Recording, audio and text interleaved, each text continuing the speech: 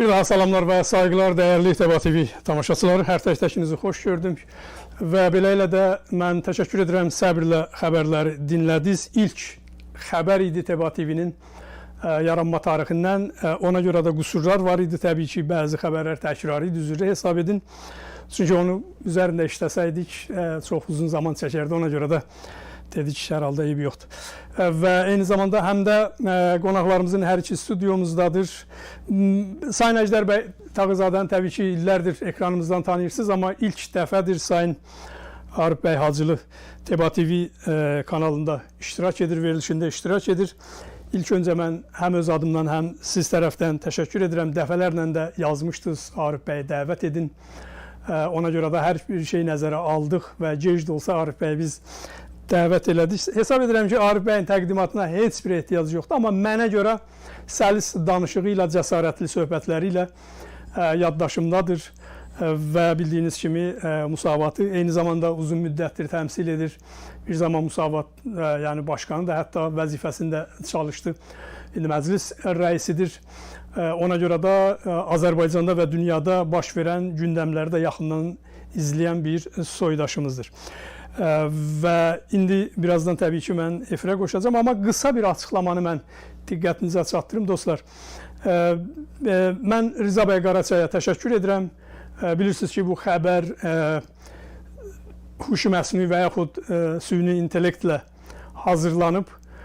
Ona görə də bir qədər, yəni həm işi çoxdur, həm də ola bilsin ki, başlanğıcdır deyə qüsurları var. O baxımdan biz növbəti, yəni xəbərlərdə mütləq bir çox məsələlərin o problemləri həll edəcək.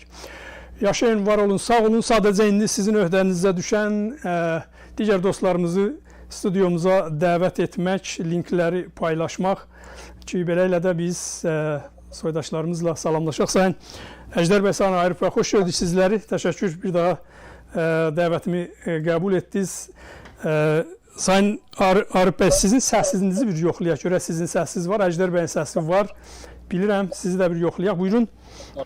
Xeyr, məni dəvət etdiyiniz üçün sizə öz təşəkkürümü bildirirəm. Eyni zamanda mənim haqqımda dediyiniz xoş sözlərə görə də sizə öz təşəkkürümü bildirirəm.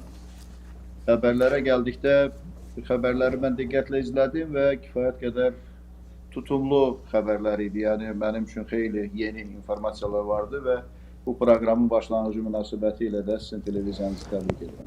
Çox sağ olun, minnətdaram. Sizin ayağınız mübarək, necə deyərlər, düşdü və biz ilk dəfə olaraq siz və Əjdər bəy sizin hüzurunuzda belə bir xəbəri tamaşaçılarımıza 6 ildən sonra təqdim edə bildik. Çox sağ olun, var olun, təşəkkür edirəm. Sayın Əjdər bəy, sizin də səsinizi eşidək. Hər vaxtınız xeyir olsun. Sayın Cavad bəy, Arif bəy, siz də xoş gördük, var olasınız. Təşəkkür edirəm. Var olun, sağ olun, dəyərli dostlar.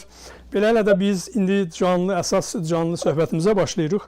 Mövzumuz bəllidir, ekranda da gördüyünüz kimi 2025-ci ildə nələr oldu Azərbaycanda və Güney Azərbaycan, Quzey Azərbaycanda nələr baş verdi. Təbii ki, bunları biz, hədəfimiz o deyil, yəni bunun tarixçəsini sizlərə təkrar yaşadaq filan, kəsinliklə.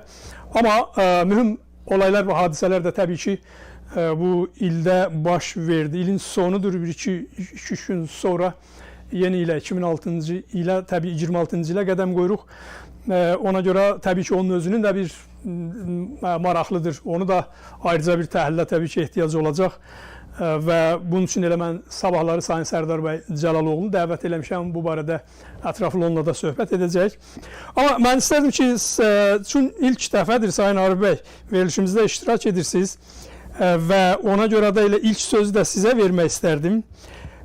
Azərbaycan, yəni Azərbaycanda ümumiyyətlə SSR dediyimiz, yəni keçmişdəki bu Sovet sisteminin qalıqları mövcuddur. O üsulla Azərbaycan idarə olunur. Yoxsa bir cəhd var.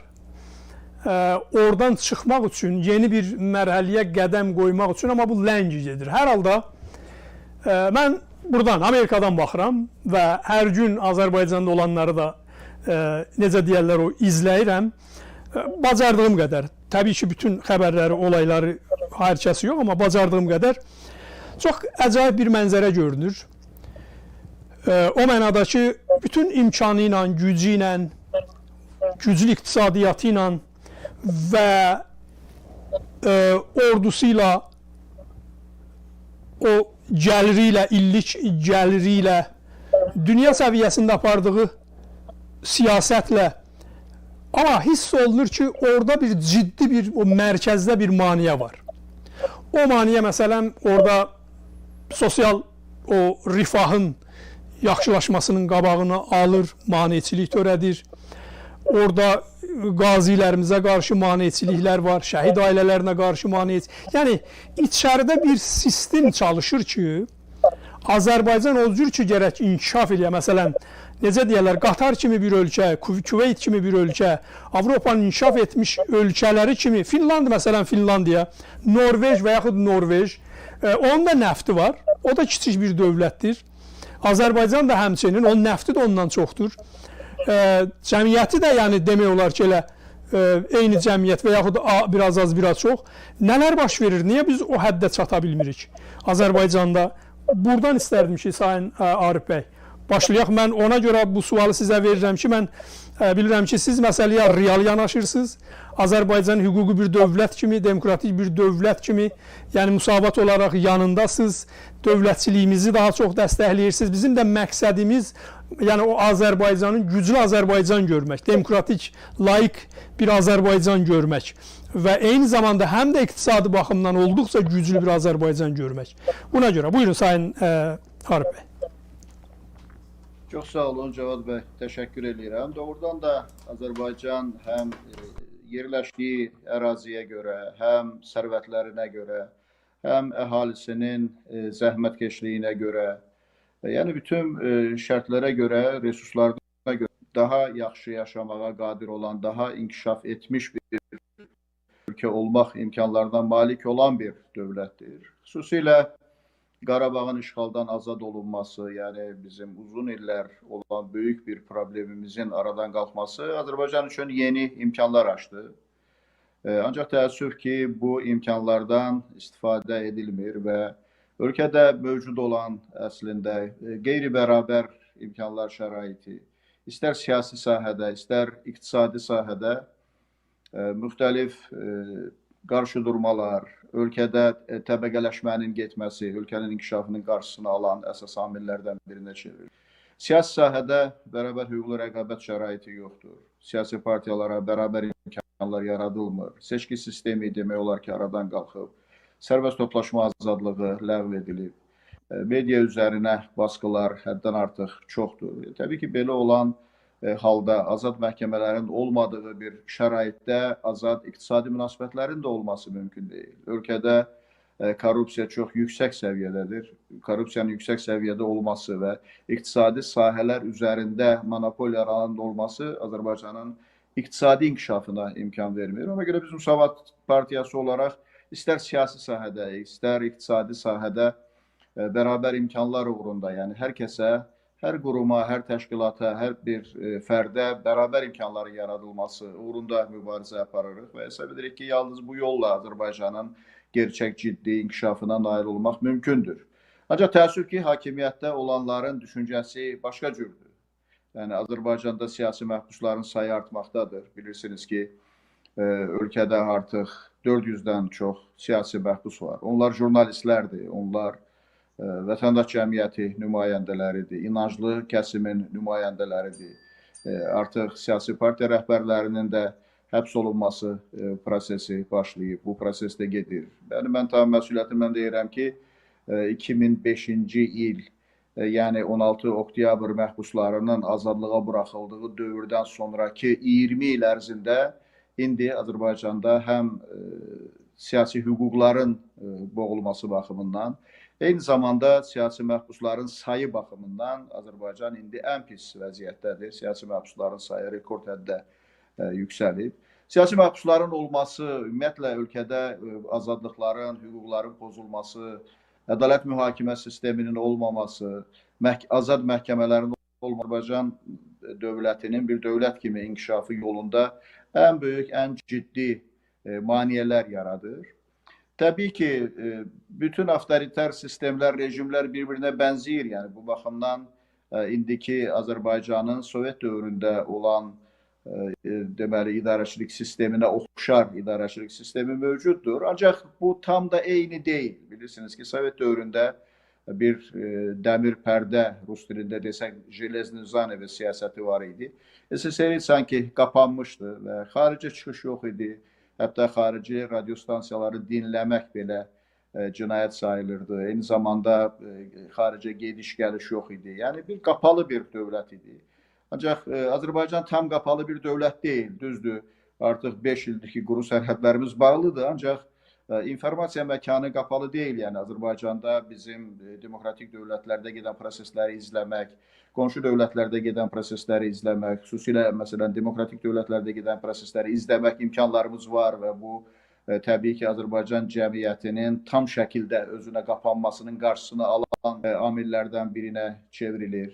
Eyni zamanda ən azı internet üzərindən, sosial media vasitəsilə fikirlərimizi cəmiyyətə çatdırmaq imkanlarımız var. Yəni bu baxımdan Sovet dövründən fərqlər mövcuddur. Ancaq müasir dövr üçün, yəni həm Azərbaycanın özünün, Azərbaycan cəmiyyətinin inkişaf səviyyəsinə uyğun olmayan bir sistem Azərbaycanda mövcuddur. Çünki Azərbaycan cəmiyyəti əslində öz inkişaf səviyyəsinə görə heç də məsələn bir çox inkişaf eləmiş postsovet məkanı ölkələrindən, bəzi şərqi Avropa ölkələrindən geri qalan bir cəmiyyət yoxdur. Azərbaycanda elə 18-20-ci illərdə Məhəmməd Əmin Rəsulzadənin və Müsavat Partiyasının rəhbərliyi altında yaradılmış Azərbaycan Xalq Cümhuriyyətinin yaratdığı ənənələr, yəni bu tarixi yaddaş, üstəlik 92-93-cü illərdə Elçibəy hakimiyyəti dövründə olan demokratik ab-hava, həmin dövrdə olan insan haqları, hüquqlarının tam şəkildə təmin olunması, sərbəst toplaşma hüququnun,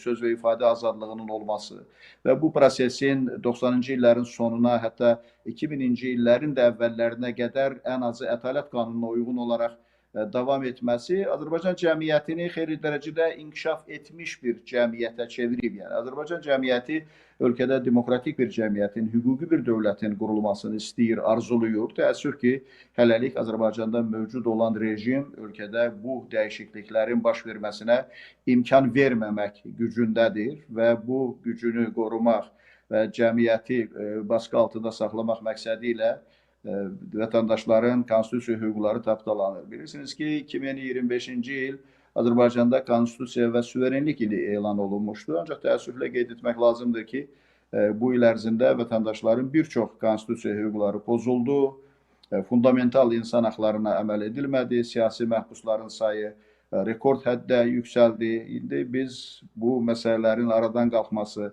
ölkənin gerçək bir demokratik inkişaf yoluna qədəm qoyması uğrunda mübarizə aparırıq. Azərbaycan cəmiyyətinin potensialına inanırıq və mən düşünürəm ki, bizim mübarizəmiz və Azərbaycan xalqının istək və arzuları yerinə yetəcək və Azərbaycan elə sizin də dediyiniz kimi varlı bir dövlətə, inkişaf etmiş bir dövlətə, rifah dövlətinə, eyni zamanda xüsusilə demokratik və azad bir dövlətə çevrilmək imkanlarına malikdir və mən ümid edirəm ki, yaxın vaxtlarda buna nail olacaq. Sayın Arif bəy, var olun, sağ olun. Sayın Əjdər bəy, elə istərdim ki, eyni sualı sizdən də soruşam. Siz necə görürsünüz? O maniyələr varmı, yoxmu? Yəni onu imkan dairəsində bu barədə bir sizi eşidək. Quzey Azərbaycandan hələlik söhbət gedir. Buyurun. Təşəkkür edirəm Cavad bəy. Sizə də Arif bəylə yenidən salamlayıram. Arif bəydən sizdən, millətimiz də bütövləşmə birlik bayramı qutlu olsun. Bilirsiniz ki, Azərbaycanda bu bütövlük məsələsi qoyulanda Azərbaycanın parçalanmış millət, parçalanmış ölkənin bütövlüyü söhbəti gedirdi. Sonra da təcavüzə məruz qalmış Azərbaycanda Qarabağı əldə etmə bütövlük söhbəti ortaya çıxdı. Qarabağ işğala məruz qalmışdı, o da azad olacaqdı, azad da olundu.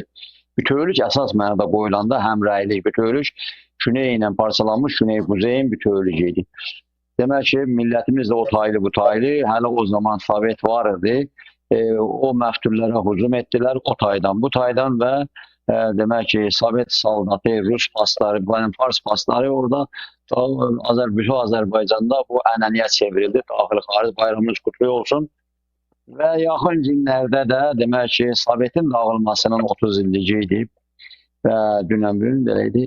Əlbəttə bilirsiniz ki, o zaman belə hayküyü saldılar ki, orada Rusiya çalışırdı ki, canı çıxmamışdı hələ. Bir dənə bugünkü MDB vardı, onu yenidən bir elə bilirdilər ki, bu Ukraynalılar bunlara çox yaxındır, ondan Belarusdakılar, Ağruslar falan belənci bir oyun salmışdılar ki, onda o olmasın, bu olsun. Yəni Sovet İttifaqı dağılırsa, gəlin bir dənə belənci bir şey yaradır. Hələ də demək ki, elə bu MDB-nin öz adıyla elə ölüsü elə əllər üstündədir, əl çəkmir. İmperialist dövlətlər əl çəkmir. Tez o bədəlini vururlar. Onun demək ki, bu Ruslar demişkən onun falşivinisini yaradırlar.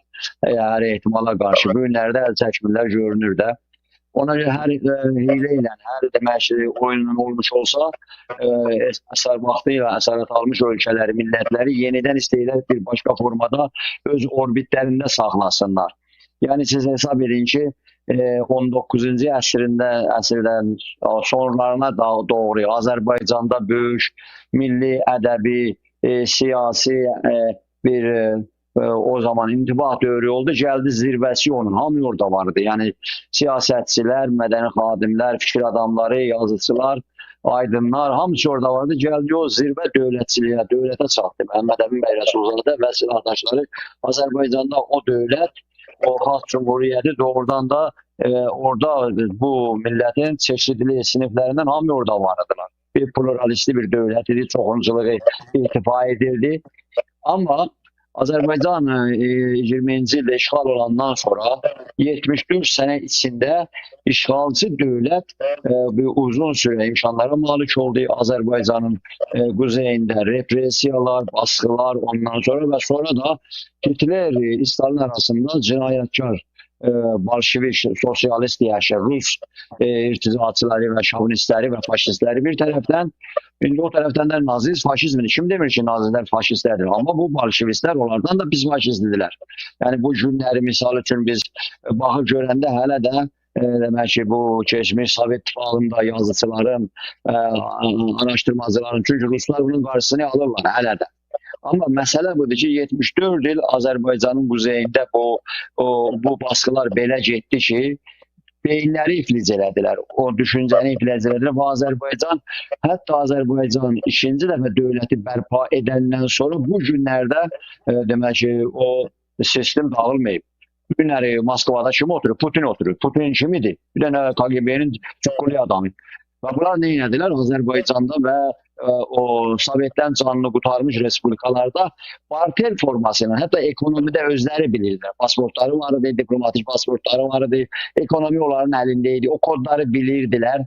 Bunlar demək ki, soxuldular demək ki, hətta özləri də belə dedilər. Yəni, Basar iqtisadiyyatın o Bolşevinin cəhəli formasına iqtisadiyyatda qomaradılar və sonra da gətirdilər, oturdular demək ki, Ağ Evdə, yəni Kremlində oturtdular başlarını. O sistem dağılmayıb. Dağılmadı. Düz Azərbaycanda bu son dəfə 44 günlük savaş dönemində bir Azərbaycanda bir əl gəzdirdilər 700 dəfə nazir olmaq şərti ilə. Amma bu qurtarası bir şey deyil. Bunların belə qırılmadı. Bir də Azərbaycanda yenidən 93-cü ildən sonra yine bunlar ki demək ki qaçmışdılar, Sisan deşkinə girmişdilər. Nə deyirsiniz? Bir dönüş yaptılar. Bunu da Heydər Əliyevdə deyildi. Ben tapmadım kadroları, bunları çağırdı. Bunlar da kim idiler? Bunlar dönüldülər ki, qısas alsınlar. Bunlar yaralıydılar. Ondan Sovetin dağılmasından. Hətta bir dəsi belə çıxırdılar ki, özlərini bir kəsim də var Azərbaycanda. Belə demək ki, o Sovet İttifaqında yeyib, ondan içmiş, kökəlmiş, hər tərəfli. Beyni piy basmışlar. Misal üçün böyünləri akademi deyilən yer İlan yuvasıdır. Yəni bunu Azərbaycan dövlətinin başçısına qədər deyirlər ki, yəni burada görün bunlar nə ilə məşğuldurlar, dövlət çevrilişinə filanla. Yəni o qədər bunlar imkanlar tapdı, döndülər, yerləşdilər. Yerləşdilər və demək ki, yenidən bu günləri misal götürək. İndi mən başqa hansı qurumda, hansı təşkilatda nə var onu demirəm. Amma bu günləri demək ki, hakim partiyada yapın özündə. Bu illerin içində tutulanların çoxları özdə zarabat tılınan yox. 15 milyard, 17 milyard, 10 milyard. Misal üçün bir dəfə Prezident İlham Əliyev Avrupa'da kriz vardı, ekonomik kriz. Çıktı dedi ki bizim pulumuz var, bizde hiç korku değil filan.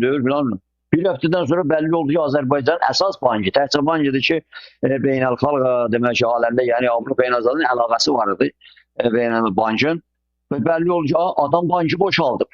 Adam bankı demək milyardlarla bankı boşaldıblar, qaynanasına nə neçə 100 milyon manat pul verib, ona pul verib, buna pul verib, filan sözüm onda yox.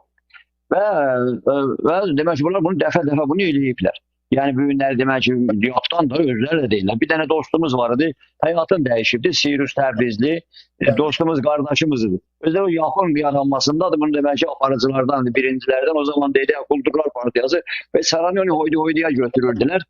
Amma bu günləri demək ki, bunlar gəlib bir yerə yerləşiblər ki, bunun aparıcılarından prezident aparatının sədri.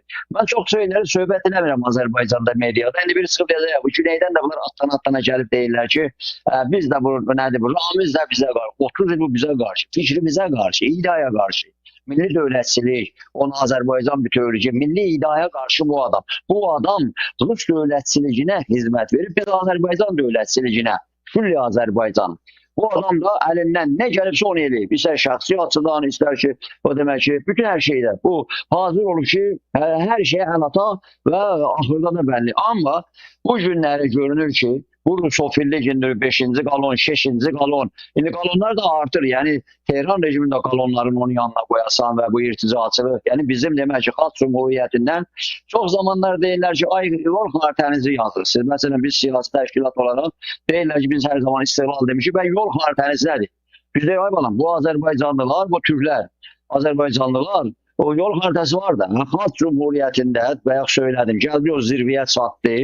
O zirvədə fikir ayrılığı olmağına baxmayaraq, orada liberalı da vardı, millətçisi də vardı, Ağoğlu da vardı, və çeşitli adamlar, Xoylu da vardı, məclisdə demək ki, pluralizm vardı, hər şey.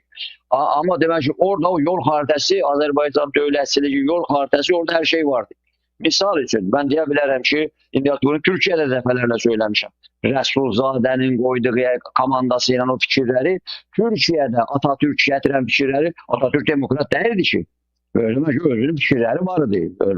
Məhəmməd Əmin bəy Rəsulzadəgil demokrasi deyəndə Azərbaycanda. O demək ki, indi düzdür Azərbaycan sonradan basıldı, yenildi dövlət filan, amma gətirdi ki, o demək ki, yol xəritə, o çərçivə, o demək ki, kölgəyə salmaq olmaz. 93-cü ildə Azərbaycanda yenidən dövlətin bərpasında kim bunu bərpa edib?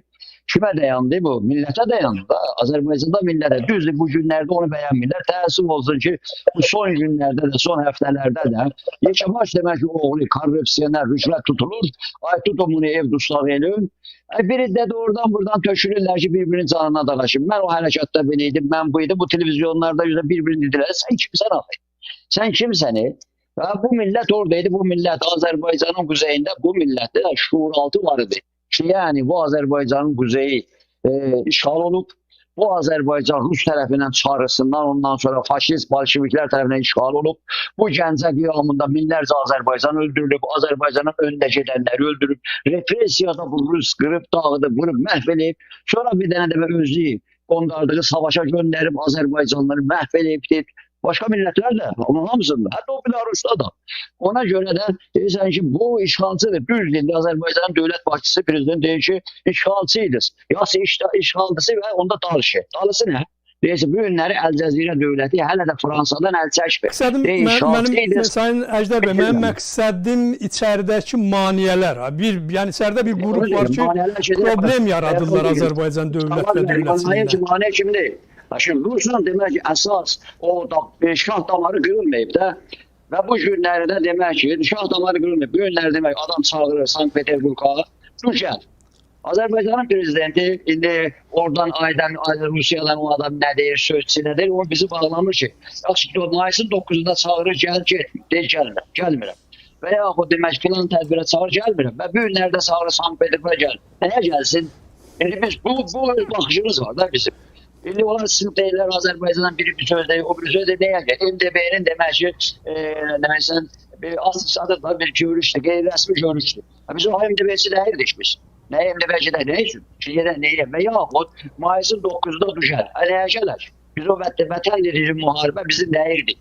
Bizi özü kullanırız. Bizi kullanırsınız, bizim millətimizi kullanırsınız. Və bu günləri Azərbaycanda kimdilər? Yani demək ki, Rus KGB-sinin sisteminin qalıntıları Rusofillər kimdir? Rusofillər kimdir? Və demək ki, Azərbaycan baxmayaraq ki, Azərbaycan dövləti bir əl gəzdirdi, amma qutaran deyirlər axı. Və bu günləri bunlar qahadan, şuurdan, niyə dedim işğalçı? İşğalçı şuuru yeyib, manqurtlaşdırıb, bunu demək ki, iflic edibdir.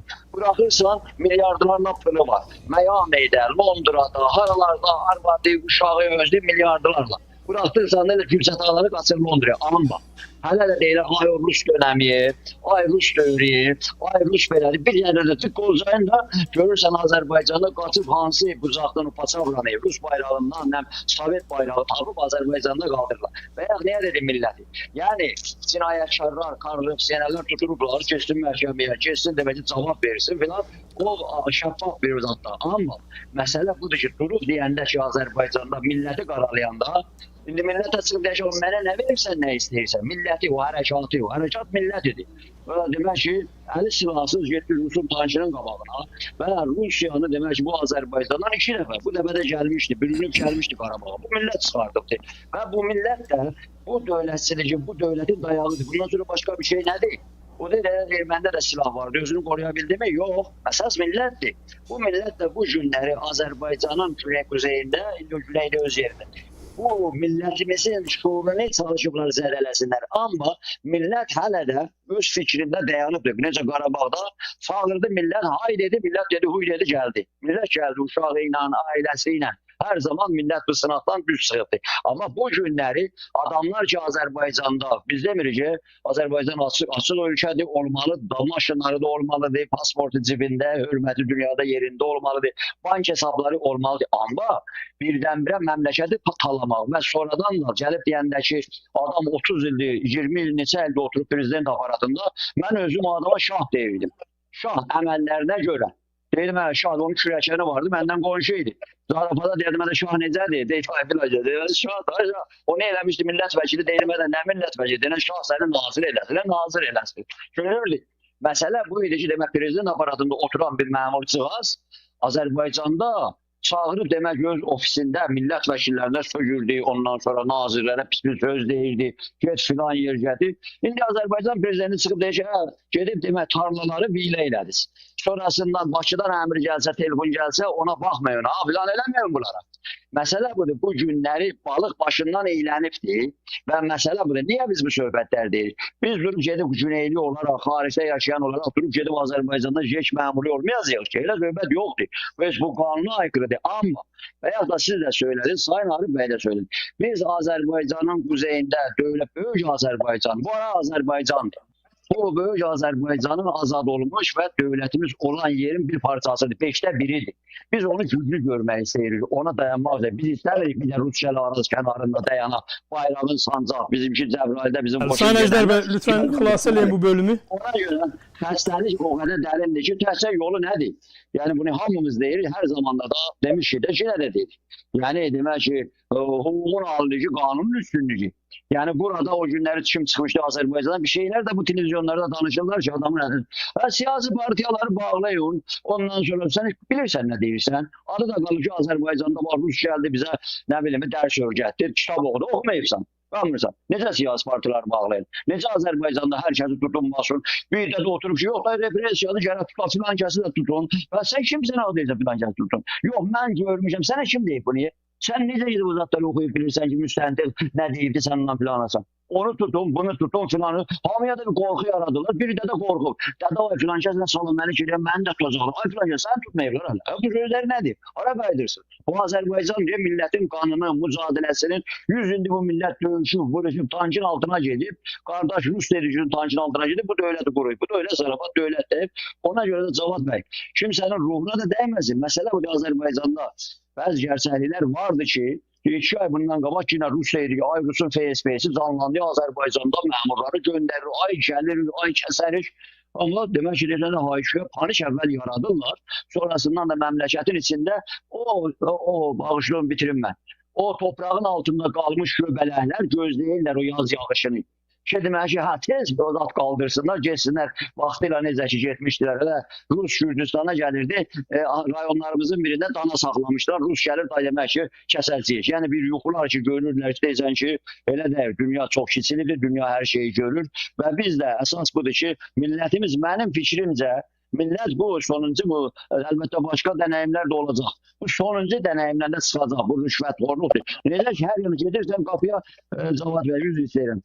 Girirsən xəstəxanaya, girərsən uşaq deyil, adam orada dayanıb, əyri böyle oturub, pul ver gir xəstəxanaya. Desən, niyə axı? Axı da deyəcək, ay bala, sənə pul lazım deyil, ama sənə nəyə deyək filan gəz. Mən özümü almıram ki, bunu yuxarıdan istəyiblər. Gedirsən bir yerdən çıxışı üçün, deyirsən, buradan başlayıb, ta başa kimini, indi də görürsən, lapdan lapa başlanır ki, adam durub demək ki, filan yerdə, filan qədər pul oğurlayıb, filan, bir dəndən nə qaçır, təzə demək çoxdan da mod olub. İndi də İran adından yerə qaçırlar. Buyurunuz, bağışlayasınız. Təşəkkür edirəm, var olun, sağ olun. Dostlar, bəyənin, paylaşın, digər dostlarınıza da linkimizi imkan qədər göndərin. Tamaşaçılarımız əgər hər hansı bir sualı olsa da, mən məmnuniyyətlə burada qonaqlarımızdan soruşa bilərəm. Çünki biz həm o tay, həm bu tay məsələsini burada bu axşam istəyirik müzakirə edək, Azərbaycanla söhbət edir. Ona görə mən qısa bir video təqdim edirəm. Sonra dönürük Güney Azərbaycan məsələsinə.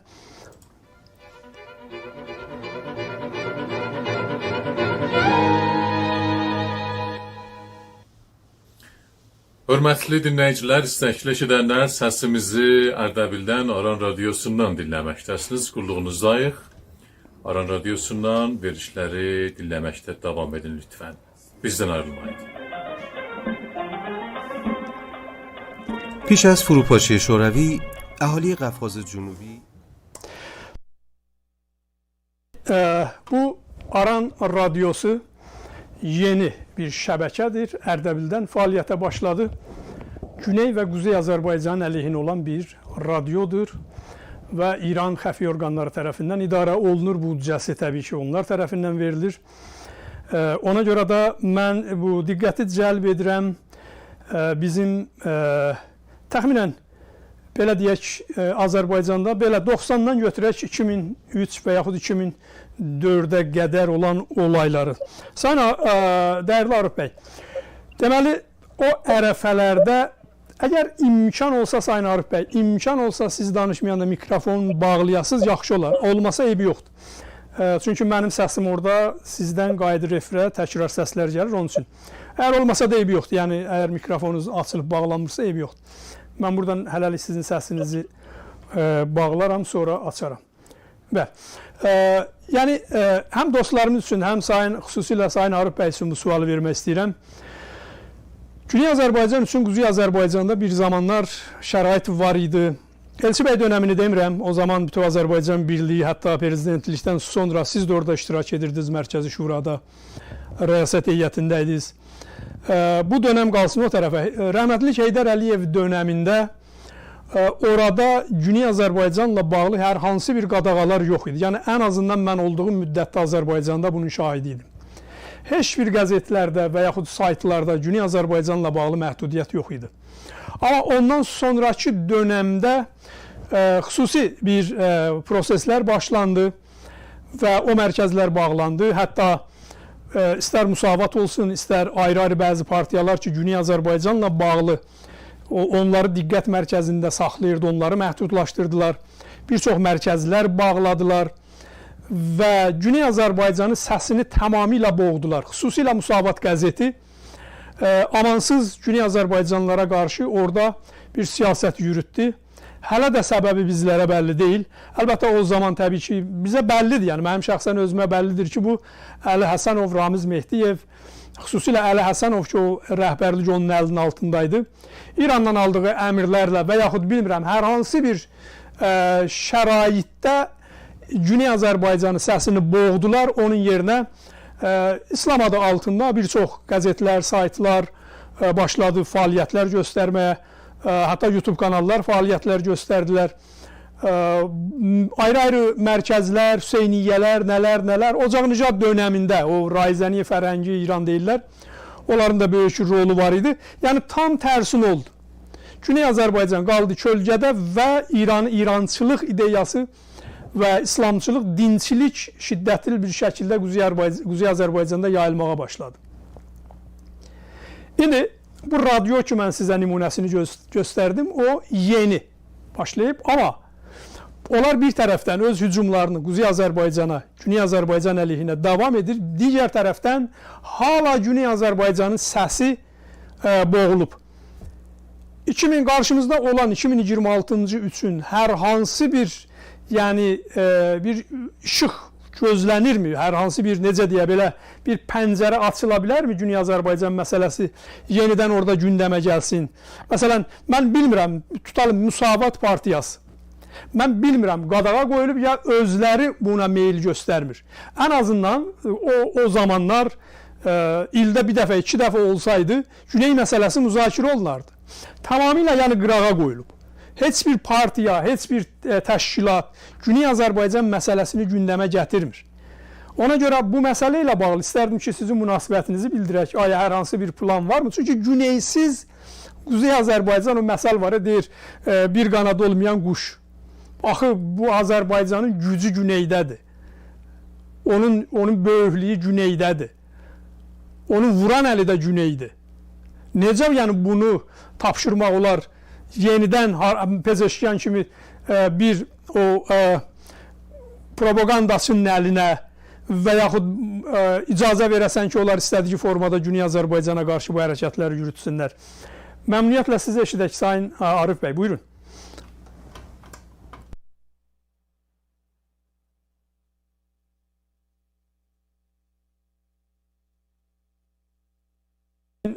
Sanıram ki, interneti kəsildi, ya hər halda bir problem yaşadı orada. Yəni təsviri... Bəli. Buyurun. Sayın Arif bəy, buyurun. Çox sağ olun, çox maraqlı.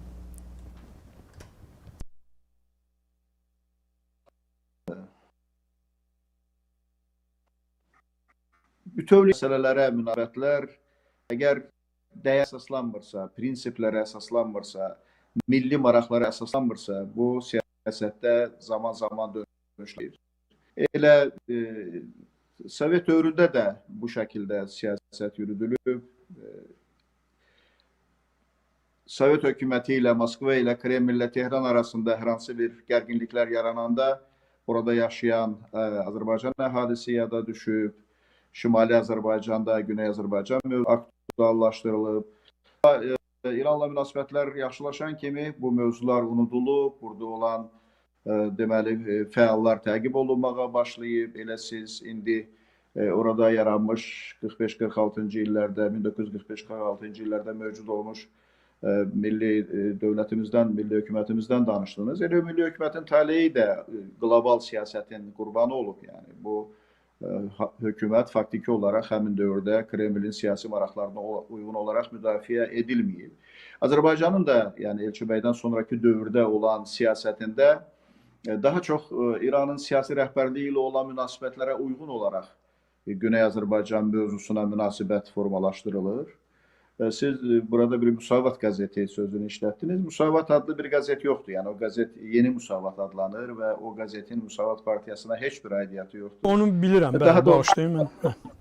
Müsavat partiyasına qarşı olan bir mətbuat orqanıdır. Amma Müsavat partiyasının siyasətində Güney Azərbaycan mühüm bir rol oynayır, mühüm bir yer oynayır.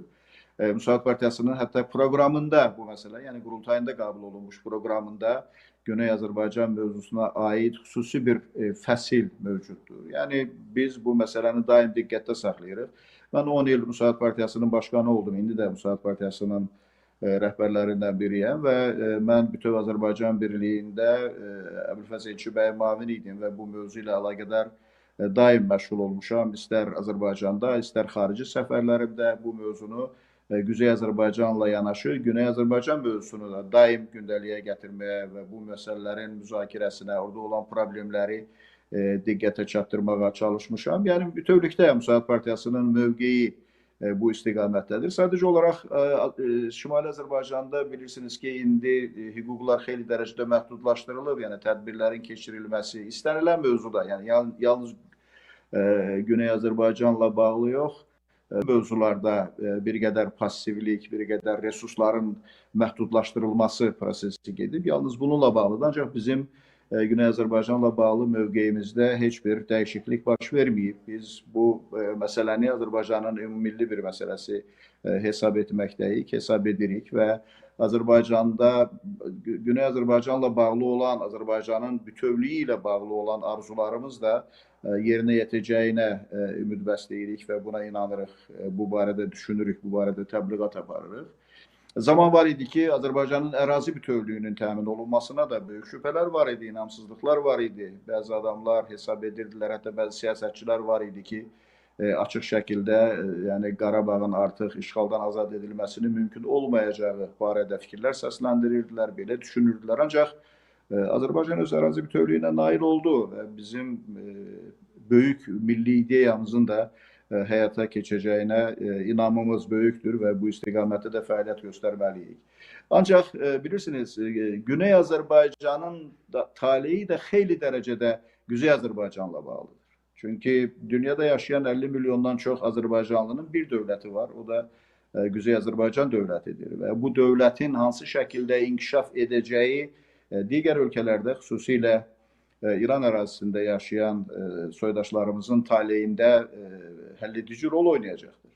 Yəni Azərbaycan inkişaf etmiş bir dövlətə çevrilsə, Azərbaycan deyək ki, elə güneydə yaşayan bizim soydaşlarımız üçün cəlbedici bir dövlət olsa, Azərbaycan daha qüdrətli bir dövlətə çevrilsə, yəni heç bir halda İrandan asılı olmayan bir dövlətə çevrilmək gücünə gələ bilsə, təbii ki, bu məsələlərin həlli də xeyli dərəcədə asanlaşacaq və elə bizim milli fəallarımızın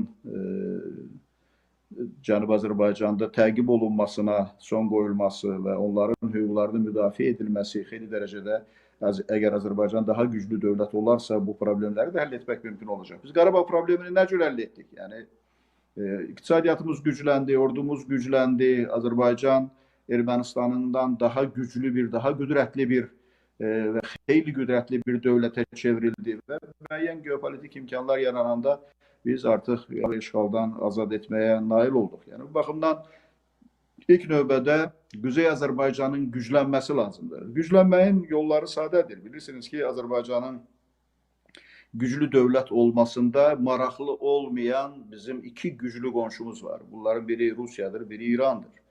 Yəni Rusiya Azərbaycan üçün böyük bir təhlükədir. Yəni Rusiya əgər Ukraynada qalib gələ bilsə, Ukraynada öz planlarını Putinin dediyi kimi ilkin qarşısına qoyduğu məqsədlərə nail ola bilsələr, növbədə Baltikyanı Respublikalar, Azərbaycan kimi dövlətlər durur, yəni ilk növbədə. Yəni bu baxımdan Azərbaycan öz mövqeyini, geopolitik mövqeyini möhkəmləndirməlidir. Elə sizin xəbərlərdə də mən qulaq asdım. Ceyhun Bayramov bugün elan edib ki, Rusiyada o bizim uçağımızın vurularaq düşürülməsi ilə əlaqədar olan cinayət işinə xitam verilibdir. Bu cinayətçi dayandırılıbdır. Halbuki bir neçə həftə əvvəl Putin cinayətkarların cəzalandırılacağını və bu məsələlərlə əlaqədar təzminat ödələcəyini bildirmişdi. Ancaq bunlar olmadı, bunlar baş vermədi və açıq-aydın görünür ki, Rusiya Azərbaycanı təhdid etməkdə davam edir və təbii ki, bu təhdidlərdən xilas olmaq lazımdır. Yəni biz bir çox məsələlərdə təəssüf ki, Şimali Azərbaycanda gedən siyasət heç də zərurətə uyğun olan adekvat siyasət deyil. Məsələn, Rusiyada 2 milyona yaxın Azərbaycanlı yaşayır. Onun 1 milyona yaxını Rusiya vətəndaşıdır. Amma Rusiyada Azərbaycan məktəbləri yoxdur. Amma Azərbaycanda məsələn 300-dən çox Rus məktəbi mövcuddur. Yəni bütün bunlar Rusofil təbəqənin yetişdirilməsinə xidmət edir. Siz bundan əvvəlki sualınızda deyirdiniz ki, burada onların bazası var mı? Bəli, bazasıdır və bu bazadan istifadə olunur. Mən məsələ üçün biz onu tələb eləmirik ki, Rus məktəbləri hökmən ləğv olunsun. Ancaq biz Rus məktəblərinin də bütün digər xarici dillərə aid olan İngilis dilli, Fransız dilli və digər məktəblərlə eyni statusa malik olmasını tələb edirik. Yəni bu Rus məktəblərinin sayının bu qədər süni sürətdə şişirdilməsinin qarşısının alınmasını, eyni zamanda Rusiyadan orada Azərbaycan məktəblərinin açılmasını tələb edilməsini deməli qarşıya bir məqsəd kimi qoyuruq. Azərbaycan əgər güclənərsə, indi xüsusilə bir çox infrastruktur layihələri mövcuddur. Bilirsiniz ki, Avropa İttifaqı Qazaxıstan və Mərkəzi Asiya Respublikalarından enerji daşıyıcılarının kommunikasiyaları, o cümlədən Transxəzər, Azərbaycan üzərindən keçəcək Transxəzər layihəsi üçün 12 milyard evro vəsait ayırmaq niyyətindədir. Yəni bir tərəfdən Azərbaycanla Rusiya arasında kəskin münasibətlər var. Digər tərəfdən İran Azərbaycanın güclü dövlət, Şimali Azərbaycanın, Quzey Azərbaycanın güclü dövlət olmasını istəmir. Çünki İranın indiki rəhbərliyi, orada mövcud olan rejim hesab edir ki, güclü Quzey Azərbaycan İranın milli təhlükəsizlik məsələsidir. Yəni İranın parçalanmasına gətirib çıxara bilər. Ona görə Quzey Azərbaycanın güclü olmasında maraqlı deyil və bütün bu Qarabağ krizisi dövründə, Azərbaycan-Ermənistan münaqişəsi dövründə də biz İranın bu məsələdə Azərbaycana qarşı olan Ermənistana tərəf tutan mövqeyini açıq şəkildə gördük. Yəni ona görə bütövlükdə bu məsələlərin həll olunması üçün qlobal bir siyasi dəyişiklik aparmaq lazımdır. Yəni bütövlükdə istər Quzey Azərbaycan, istər Güney Azərbaycanın problemlərinin həlli üçün ilk növbədə 50 milyondan çox Azərbaycan xalqının yeganə dövləti olan Quzey Azərbaycan dövlətinin güclənməsi, qüdrətli bir dövlətə çevrilməsi, güclü təsir imkanları olan bir dövlətə çevrilməsi lazımdır, zəruridir və bu istiqamətdə siyasət aparılmalıdır. Yoxsa ki, konjunkturaya uyğun olaraq İranın mövcud rəhbərliyi... Biz onu deyirik ki, aparılmalıdır. Amma necə etməliyik ki, aparsınlar? Məsələ, ölkənin Cumhurbaşqanı gəlir, bəyanatlar verir Güney Azərbaycanla bağlı. 3-4 bəyanatı var və çox da güclü bəyanatlardır, dillə bağlıdır, etnik o mənsubiyyətlə bağlıdır. Nə etməlidir daha? Amma onu icra edən orqanlar bu məsələ ilə, yəni büküb qoyublar qırağa kənara. Yəni siz nə etməliyik ki, bunları məcbur edək ki, Güney Azərbaycan faktoru haqdır, vardır və siz ədalətli yanaşmalısınız bu millətə. Yəni bunun üçün hər hansı bir plan varmı? İndi mən Z nəsli ilə bağlı qaydacam o məsələyə. Amma istərdim ki, bunu qısa da olmuş olsa buna da lütfən bir münasibət bildirin. Ki biz nə edək, necə edə bilək? Siz nə edə bilərsiniz ki? Elə bax, bizim bugün gördüyümüz iş, burada gedən müzakirələr, elə mən sizin xəbərləri dinlədim. Siz dediniz ki, o xəbərlər qüsurlu idi. Amma orada çox ciddi məsələlərə toxunur. Yəqin ki, bu məsələlərə bizim Güney Azərbaycanda olan soydaşlarımız da bu xəbərləri dinləyirlər. Məsələn, elə Traktor klubunun görüşlərinin tamaşaçısız keçirilməsi barədə olan qərar. Yəni, Traktor klubunun tamaşaçısı, yəni o stadionda baş verən hadisələr əslində Azərbaycan xalqının milli iradəsinin nümayişidir. Yəni, bunları təbliğ etmək, bunları yaymaq, gücləri birləşdirmək, bütöv Azərbaycan ideyasının yayılması istiqamətində fəaliyyəti bundan sonra da davam etdirmək lazımdır və eyni zamanda bütün bunlarla yanaşı, yəni tutaq ki, məsələn, burada Abbas Lisaninin və digər milli fəalların həbsindən söhbət getdi. Məsələn, elə istər Quzey Azərbaycanda, istər Güney Azərbaycanda bu milli fəalların güclü şəkildə müdafiəsini təşkil etmək lazımdır və bu məsələləri beynəlxalq miqyasa çıxartmağa nail olmaq lazımdır. Məsələn, başqa bir yerlərdə, elə məsələn götürək Cənubi Afrikada Nelson Mandela həbs olunanda bütün dünya onun müdafiəsi ilə məşğul idi. Hər yerdə o məsələlər müzakirə olundu. Düzdür, o 27 il həbsdə yatdı, amma istəklərdən nail ola bildilər. Yəni, milli hüquqlarını tanıtmağa nail oldular. Nəticə etibarilə orada apartheid rejiminə son qoyuldu. Orada nəticə etibarilə axırda elə qaradərili bir şəxsin, elə Nelson Mandela'nın özünün o ölkədə prezident seçilməsi mümkün oldu. Yəni, böyük dəyişikliklər baş verdi. Yəni, bu dəyişikliklərə inanmaq və bu dəyişikliklər uğrunda durmadan mübarizə aparmaq lazımdır. Və bu mübarizə təkcə ölkənin xaricində yox, ölkənin daxilində də davam etməlidir. Yəni, bu istər Quzey Azərbaycana aiddir, istər Güney Azərbaycana aiddir. Təəssüf ki, istər orada, istər burada kifayət qədər çox sayda siyasi məhbuslar var, milli hüquqlar, milli azadlıqlar, demokratiya uğrunda mübarizə aparan insanlar orada da həbs olunur, burada da həbs olunur. Yəni, bütün bu siyasətə son qoyulması üçün milli mübarizəni, milli müqaviməti artırmaq lazımdır və bu təbliğatı genişləndirmək lazımdır. Mənə elə gəlir ki, elə məsələ üçün, sizin televiziyanızın apardığı işin özü bu istiqamətdə ciddi bir missiyadır və bu istiqamətdə yəni təbliğatı aparmaq, təbliğatı davam elətdirmək lazımdır. Belə bir söz var ki, güya bunlar deyirlər, güya mən bunu özüm oxumamışam, belə eşitmişəm başqa şərhçilərdən ki, Vladimir İliç Lenin deyirmiş ki, inqilabın qələbə çalmasının səbəbi qəzet oldu. Deyir, ona görə hakimiyyətə gələndən sonra bütün qəzetləri bağladı ki, kimlərsə ona qarşı inqilab edə bilməsinlər. İndi qəzeti bu təbliğat əvəz edir, televiziyalar əvəz edir, internet resursları əvəz edir, çıxışlar əvəz edir. Yəni, indi informasiya mübadiləsi aparmaq üçün imkanlar, məsələn, deyək ki, 100 il bundan əvvəl olduğundan qat-qat üstündür, qat-qat çoxdur. Yəni, onlayn imkanlar var təbliğat aparılması üçün, televiziya imkanları var, internet televiziyaları var və s.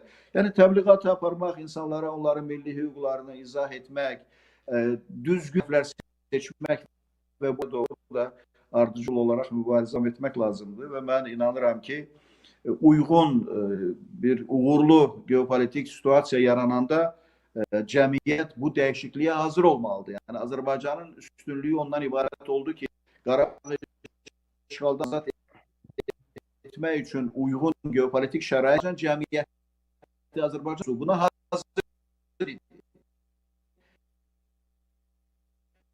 Və 44 gün ərzində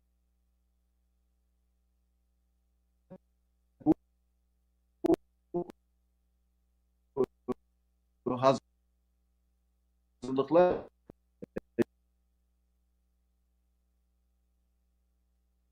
Canub. Mən çalışıram ki, bir qədər sizdə təsvirin keyfiyyətini də azaldım ki, rahat olsun, amma uzaq olmayan gələcəkdə belə bir şəraitin olması ehtimalları böyük. Arif bəy, imkan olsa əgər sizdən başqa evdə Wi-Fi-dan istifadə edənlər varsa müvəqqəti dayandırsınlar ki, biz eləyə bilək ki, yəni hayıfdır, yəni bu fikirlər. Sayın Arif bəy, eşidirsiniz? Bəli, internetinizdə problem var. İndi bəli, indi yaxşıdır. Siz məni eşidirsinizsə mən davam edeyim. Bəli, davam edin. İndi, bəli, səsiniz kəsinti ilə gəlirdi, indi davam edin. Yəni biz bu məsələləri daim gündəlikdə saxlamağı, milli hüquqlarımızı qorumağı bacarmalıyıq.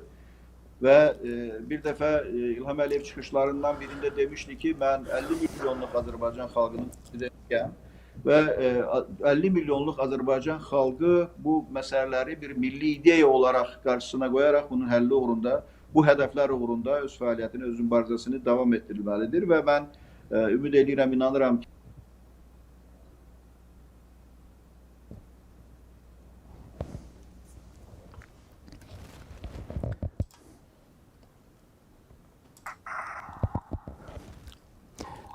bəli, indi bəli, indi səssiz gəldi, donmuşdu, bəli. Buyurun, davam edin lütfən.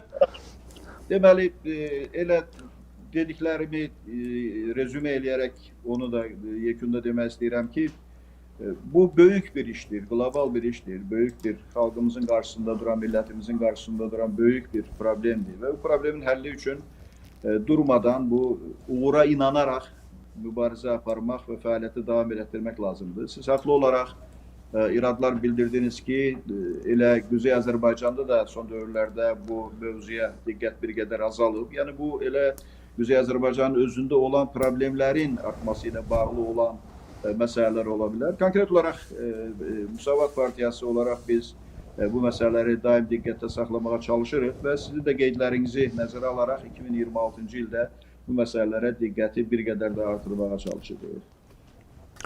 Minnətdaram Sayın Arif bəy. İmkan dairəsində əgər dedim o Wi-Fi-dan istifadə edənlər varsa ayrı bağlasalar müvəqqəti çox yaxşı olar ki, sizin hayıfdır. Yəni bu fikirləri biz rahat eşidə bilək.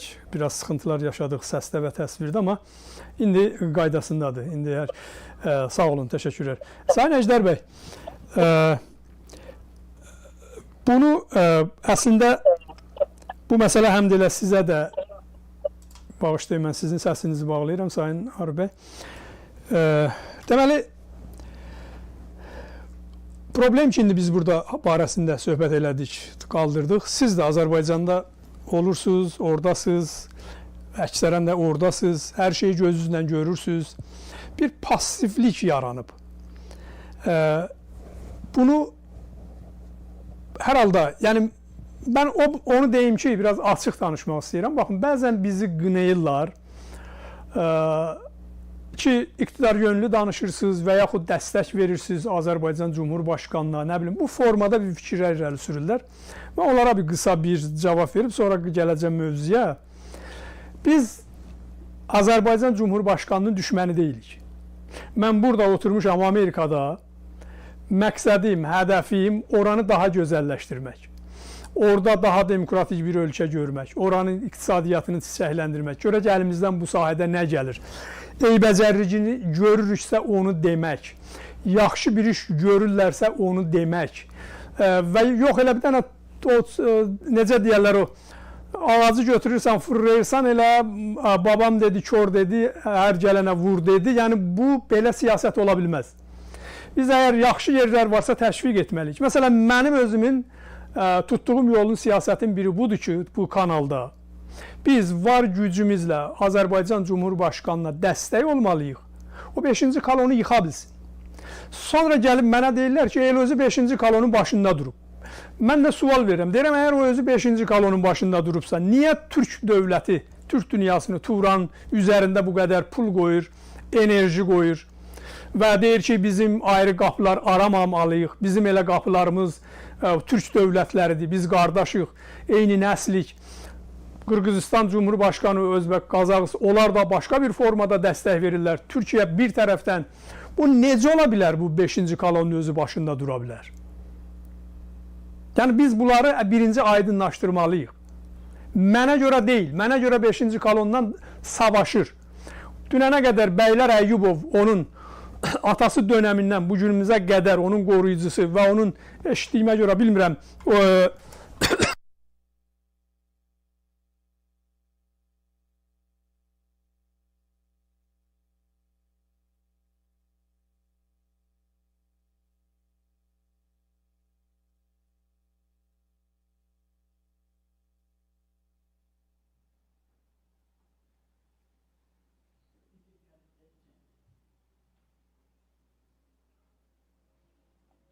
Mən son səsini eşitmirəm. Cavad bəy, səsiz oradan kəsilib. mənim səsim bayaqdan kəsilmişdi, yoxsa indi kəsildi, Sayın Əjdər bəy? Bayaqdan kəsilmişdi. Çox üzrü hesab edeyim. Gəldi mövzuyu anladasan açıq, orada kəsildi. Çox üzrü hesab edin. O zaman Əjdər bəy, siz buyurun, mən burada yanır, sönür, məndə bu baterika qutarır. Siz təxminən sual azad oldu, indi məndə sönəcək. Buyurun, siz davam edin, mən baterikaları həll edib qaydıram. Buyurun. Təşəkkür edirəm Cavad bəy. Demək olar ki, bu keçən illər içində Sayın Arif bəy Müsavat başqanı olarkən 21 Azər hərəkatının il dönümünü keçirdən təhcə partiya və demək ki, təhcə yetkili və dövlət adamı idi ki, Azərbaycanda o tədbiri qoydu Bakı Sovetdə və yenə də öz polislərimiz Arif bəyə qarşı orada çəkmək, bundan sonra ay tutun, həbsə almaq, belə filan. Məsələ bu idi ki, Müsavatda da hər zaman elə İsa bəy dönəmində də, Arif bəy dönəmində də öz qərargahlarında hər zaman bu günə ilə bağlı bu tədbirlər keçib və ona da can atıblar. İndi imkanların darısqallığı və bir məsələ var.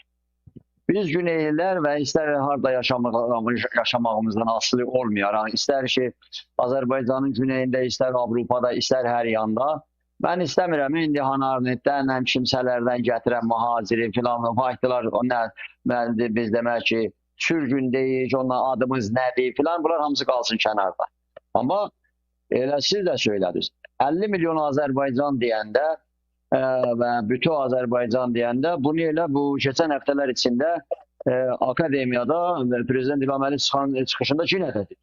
Amma mən öz qulağımdan eşitmişəm ki, Bişkekdə bunu deyəndə Orada Ali Həsənovun səsi ilə bir qəzetəçiyə, bir jurnalistə, baş redaktora deyirdi ki, onu yazmayın, işıqlandırma.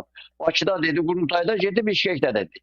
Özünü sensür edirlər. Mən bunun örnəklərini, mən də tarix bitirmişəm axı. Adına yox, papanın pulu ilə adına yox. Əməlli başlı. Tarix bitirmişəm və işimdə tarix oxumaq olubdu. Yəni oxşarları var, nəzir olar. Yəni Ramiz Mehdiyevin prezident aparatında çeşitli dünyada ölkələrdə də örnəklər var. Hətta İran adlanan yerlər. Demək istəmirəm, uzun çəkər. Amma məsələ budur ki, keçən həftədə yine akademide, birinci bu akademide olanların əlan çoxusu istintaq altındadılar. Və getməlidirlər ora. Gedib istintaq verməli. Gedirlər bəzi. Gizlincə gedirlər, deyirlər adımı işıqlandırma onda, filan eləmir. Bizim bir də adamlar da ki, özlərini hərəkata mənsub edirlər, düşürlər tora. Əsas məsələni bırakıblar, gedirlər başqa yerdən yapışırlar. Deyirsən, bu adamların mahiyyətini aşladı, nədən qorxursan? Yəni, eyni şey ki, Sovet dönəmində. Kah belədilər, kah belədilər. Bir gecə görürsən ki, eyni o Leninin adıdır. Gecə saat 12 yaşımın biri tavarış idi, qardaşıdır, nə sabah saatdə onu demək ki, düşman elan edirdi. Bunların da kafasında belədir. Ay, Putin gəlibdi, gecə də oturdu prezidentinlə çay içdilər. Day, Rusiya, böyle nə deyirsən, bu işğalçıdır, cinayətkardır, faşistdir, filandı. Sizə nə oldu? Sən media nə oldu? Ondan siyasətçilərə nə oldu? Filan nə oldu? Tribun da keçir əllərinə. Və bu gündə, amma biz Güneylilərə gəldikcə, konusiyaya görə, biz vətəndaşlığı daşıdığımız ölkələrin qanunlarına görə biz heç vaxt gəlib Azərbaycanın quzeyində bir şey istəyə bilmərik. Hətta mavini olduğum, ondan sonra iddiasını daşıdığım, ondan sonra demək ki, birgə hərəkət edilmiş. Əbülfəz Elçibəy dönəmində də biz gedib bir şey istəmədik orada. Kimsə çıxıb desə gəldilər bir qəpik filan və yaxud demək ki, bu müddət içində dövlət bərpa olandan sonra Güney ilə bağlı bir yerdə bir sətir, bir şey varsa deyin. Əbülfəz Elçibəy də çıxıb deyildi də, o olağanüstü qurultayda Kələkidən gələndən sonra dedi, günah dövlətdə Azərbaycan dövlətində deyil. Bizdə hakimiyyətdə Güney idi, Güney ilə bağlı bizim demək ki, qərarlar qəbul edə bilmədik. Yəni, prezident çıxıb demək ki, Özbəkistana deyir ki, Arif bəy də söylədilər, açıq dedik. Demək ki, 1 milyon Azərbaycanlılar ondan sonra ayrı düşmüşük, bölünmüş və hər nə. Və dedi ki, bunların təhlükəsizliyi, bunların demək ki, çeşitli kültürel hər nə məsələr biz sorğulayıq. Yaxşı, amma Azərbaycanda demək ki, prezident dedi, baxaq görək ki, icra aparıcı qüvvənin başçısı bunu dedi. Azərbaycana qaydanda hansı parlament, hansı millət vəkili götürdülər bunu layihə kimi məclisə? Hani, harada? Yoxdur, bir dənə çöp qədəri bir şey Güney ilə bağlı. Nə Türkiyədə, nə Azərbaycanda. Nəyə görə? Yox da bir dənə bahanı ortaya atıblar. Amandır, Xuxan gələr, yiyər. Kim gələcək? Rus gələr. Hara gələcək? Hara gələcək? Və yaxud Tehran gələr. Hara gələcək? 5-ci, 6-ci qalonu başına yetirdib. Bizim demək ki, bir qırmızı xəttimiz var. Qırmızı xətt. O da nədir? Azərbaycan dövləti və dövlətçiligidir. Və bu dövlət də, bunu düşür da bundan qabaq, o prezident İlham Əliyev də dedi. Dedi, dövlət əsasdır, dövlət yəni təhlükə o qəşədə bilir. Necə ki, təyyarəmizi vurdular, elə bu gün də onun günüdür. Təyyarəmizi vuranda, ondan sonra da elə İlham Əliyevin təyyarəsini vuracaqdılar. Neyniyəcəklər, kim gəlib boynuna qoyacaq? Deyəcəklər, dəli qədir o yuxulu il məni basın. Deyəcəklər də. Və yaxud ki, Ukraynanın onun puası uçacaqdı. Ukraynanın puaları indi bu deyək Xəzər dənizindədir. Sabah gün Rusla bahanələr çıxardacaq. Ona görə də 1000 dənə hava salacaqlar. Ona görə də deyəcəklər ki, bu günləri bizim qırmızı xətt dövlətdir. Azərbaycanda İraq olsun. Məndən eşitməz olmuyor. Yəni demək ki, Azərbaycanda dövlət getsə, Qafqaz getdi. Dövlət getsə, demək ki, Türkistan getdi, qutardı. Azərbaycan dövləti sizə düz deyir. Bu günləri açıqcasına pulu kim verir? Azərbaycan dövləti verir. İlham Əliyev prezidentə gedir ora, gedir bura. Amma deyirsən bir şey burada satmır. Kadro çatışmazdır. Yəni milli şura, milli dövlətçiliyə, ondan sonra vətən bütövlüyünə, Azərbaycanın bütövlüyünə inananlar, bilənlər deyil. Uşaqlar demək ki, ən uzaq zaten bir bürokrat, cavan uşaqdır. Gedir oturdu və Türk dövləti. Bu adam özü Türk dövləti bəlkə. Heç onu anlamır. Və bu məmləkətdə bu dövlətin pulu zadı gedir. Amma yenə biz deyirik ki, buna da şükür. Buna da şükür. Necə ki, Sovet dönəmində bir formal dövlət var idi Azərbaycanda, buna şükür, eybi yox. O əsasda düz onun da özünə görə fəsadları vardı. Amma bu günlər deyirsən ki, Baxın, zaman əldən getdi. Neçə ildir bu söhbətlər var, zaman gedir. Rus bu şunan gedib, demək ki, adı nədir, Putinin o çiftlikdə qol-qola gəzməsi, ay Avropa, Amerika deyil, Rus demokrat olub, müjdecanlar gətirib, müjdelər verin, Rus demokrat oldu, Ruslan demokrat olmaz, Rus dövlətçilikdən deyirəm. Və bugünkü mövqeyinə baxın. Ona görə də, yəni məsələ buradadır ki, bu adamlardakı vardılar, deysən ki, bax bu adamlar, məsələ buradadır ki, bayaq söylədim, Azərbaycan dövlətçiliyi qırmızı xəttimizdir bizim. Güney məsələsi. Güney məsələsi Azərbaycan Cumhuriyyətində bu dövlət möhkəmlənib, hələ ən azı Rusun bir də yenidən gəlib Araz kənarında durmasına, o saldatın orada durmasına icazə vermək olmaz. Mən getdim, gördüm. Rus gəlirdi. Gəldi, nə deyirsən, Osetini yedi, hani Oseti, getdi, hani Abxazlar, aynen müstəqil olacaq, bunlara istiqlal verir. Boş sözlər Rus səhəti kamına getdi, unutdu. Sonra da demək gəlirdi, girdi bizim kaniserləri də vurmuşdu, gəlmişdi Gürcüstana, mən getdim oradan. Dostlar da mənə dedilər ki, getmə orada tutacaqlar, ben o yerə gedəməyəm. Getdim, Rus saldatları vurublar Gürcüləri, qovalayıblar orada. Dayanıblar, gəlirlər Azərbaycana tərəf. O zaman, hələ Amerika daha gələ, hana gələ, Hasan gələ, onu bilmirəm. Ben o zaman vay bizim 93-cü ildə necə dövlətçiligimiz təhlükədəydi. Hamısı gedirdi, Latın lükün əlindən. Orada demək ki, Rus gəlir. Yəni, məsələ buradadır ki, bizim də dövlətdə, bizim də yenə də deyirəm, əsas dayağımız nədir? Millətdir. Azərbaycanda bu millətimiz, yəni bayaq da Sayın Arif bəy də söylədilər. 2 milyondan artıq insanımızı orada giro saxlayıb, 1 milyondan pasportdan zatdan verir, hər zaman da kullanır. Azərbaycan dövlətini sıxışdırır, bir dənə oyunları var. Biz onun öz əleyhinə işlətməliyik. Yəni bu millət, sosial ədalət, sosial rifah, şəffaflıq, dövlət, hüquq, partiyalar, yəni Azərbaycanda bayaq da söylədim. O siyasi partiyalar ki var, o güclənməlidir ki, iktidarın deyə bilmədiyi sözü Tehran rejiminə qarşı bu demək ki, müxalif partiyalar açıq deməlidir. Dünya belə düzə Amerika Konqresinə baxın. Baxın da o Trump deməyənləri hələ demək ki, respublikansların özünün içindən deyirlər. Trump deyə bilmədiklərini. Məsələ buradadır. Bu günlərdə bizim də güneyli olaraq, yox aman sən bu sözü deyirsən, müxalifətin ürəyi qırılacaq. Deyən görə də, ay bunu deyirsən iktidarın ruhuna deyəcək. Yaxşı, bu İlham Əliyev deyir ki, hər dəfə 50 milyon, 50 milyon, 50 milyon. Yaxşı, bu 50 milyon harda qonacaq yerə, harda qonacaq qanuna, harda qonacaq. Biz ki, bu güneylər sabit ediblər. İndiyə kimin hələ bu dönəmdə 40 ilə yaxındır. Bu güneylər tutublar, zindanlar dolur, ondan sonra işgəncəgahlar, hamı baskı altında. Bir dənə balaca dəmir parası tapmayıblar. Nursuz Ələsgərov vaxtı ilə spiker olanda getmişdi İran adlanan yerdə, Rəfsəncani ilə görüşmüşdü. Rəfsəncani ilə görüşəndən sonra gəlmişdi Bakıya, gizlində Əbülfəz Elçibey ilə araları salıdır. Xəbər göndərmişdi, demiş ki, o Rəfsəncani deyirdi ki, Elçibey ətrafında olanlar terörist deyirlər. Biz terörist deyirik, heç vaxt olmayıb. Erməni teröristidir, əməli göz qabağı. Rus teröristi dünyada. Tehran rejimi bu günləri, hey, dünya qəbul edir ki, bu rejim teröristdir. Azərbaycanda bu milli məfşurə. Niyə? Nədən? Niyə bu günləri müsavat deyirik, müsavatçılıq filan? Mən demirəm ki, bunu demək ki, təkdən mən demirəm. Bunu qayıdıb Prezident İlham Əliyev də deyir ki, belə haykü salmışlar, az qalırdılar, diri olsaydı 100 dəfə deyəcəklər, tutun, basın bu, demək ki, Məhəmməd Əmbəy Rəsulzadəni.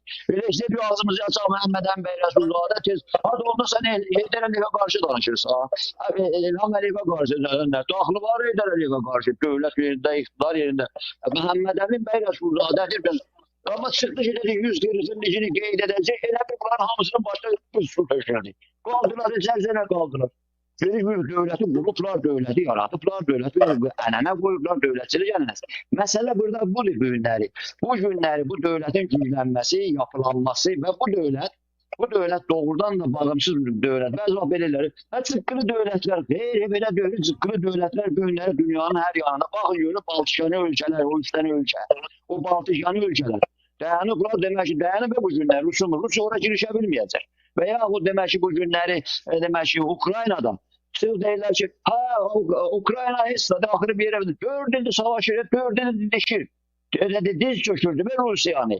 Aydanın sıxıları hər gündə bir sarsaqlayırlar ki, yox biz istəsəydik belə 40 saata tutardın. Tuturdun da gəlmişdir. Tuta bilməzsə, millətin iradəsi qarşısında sən hesassan.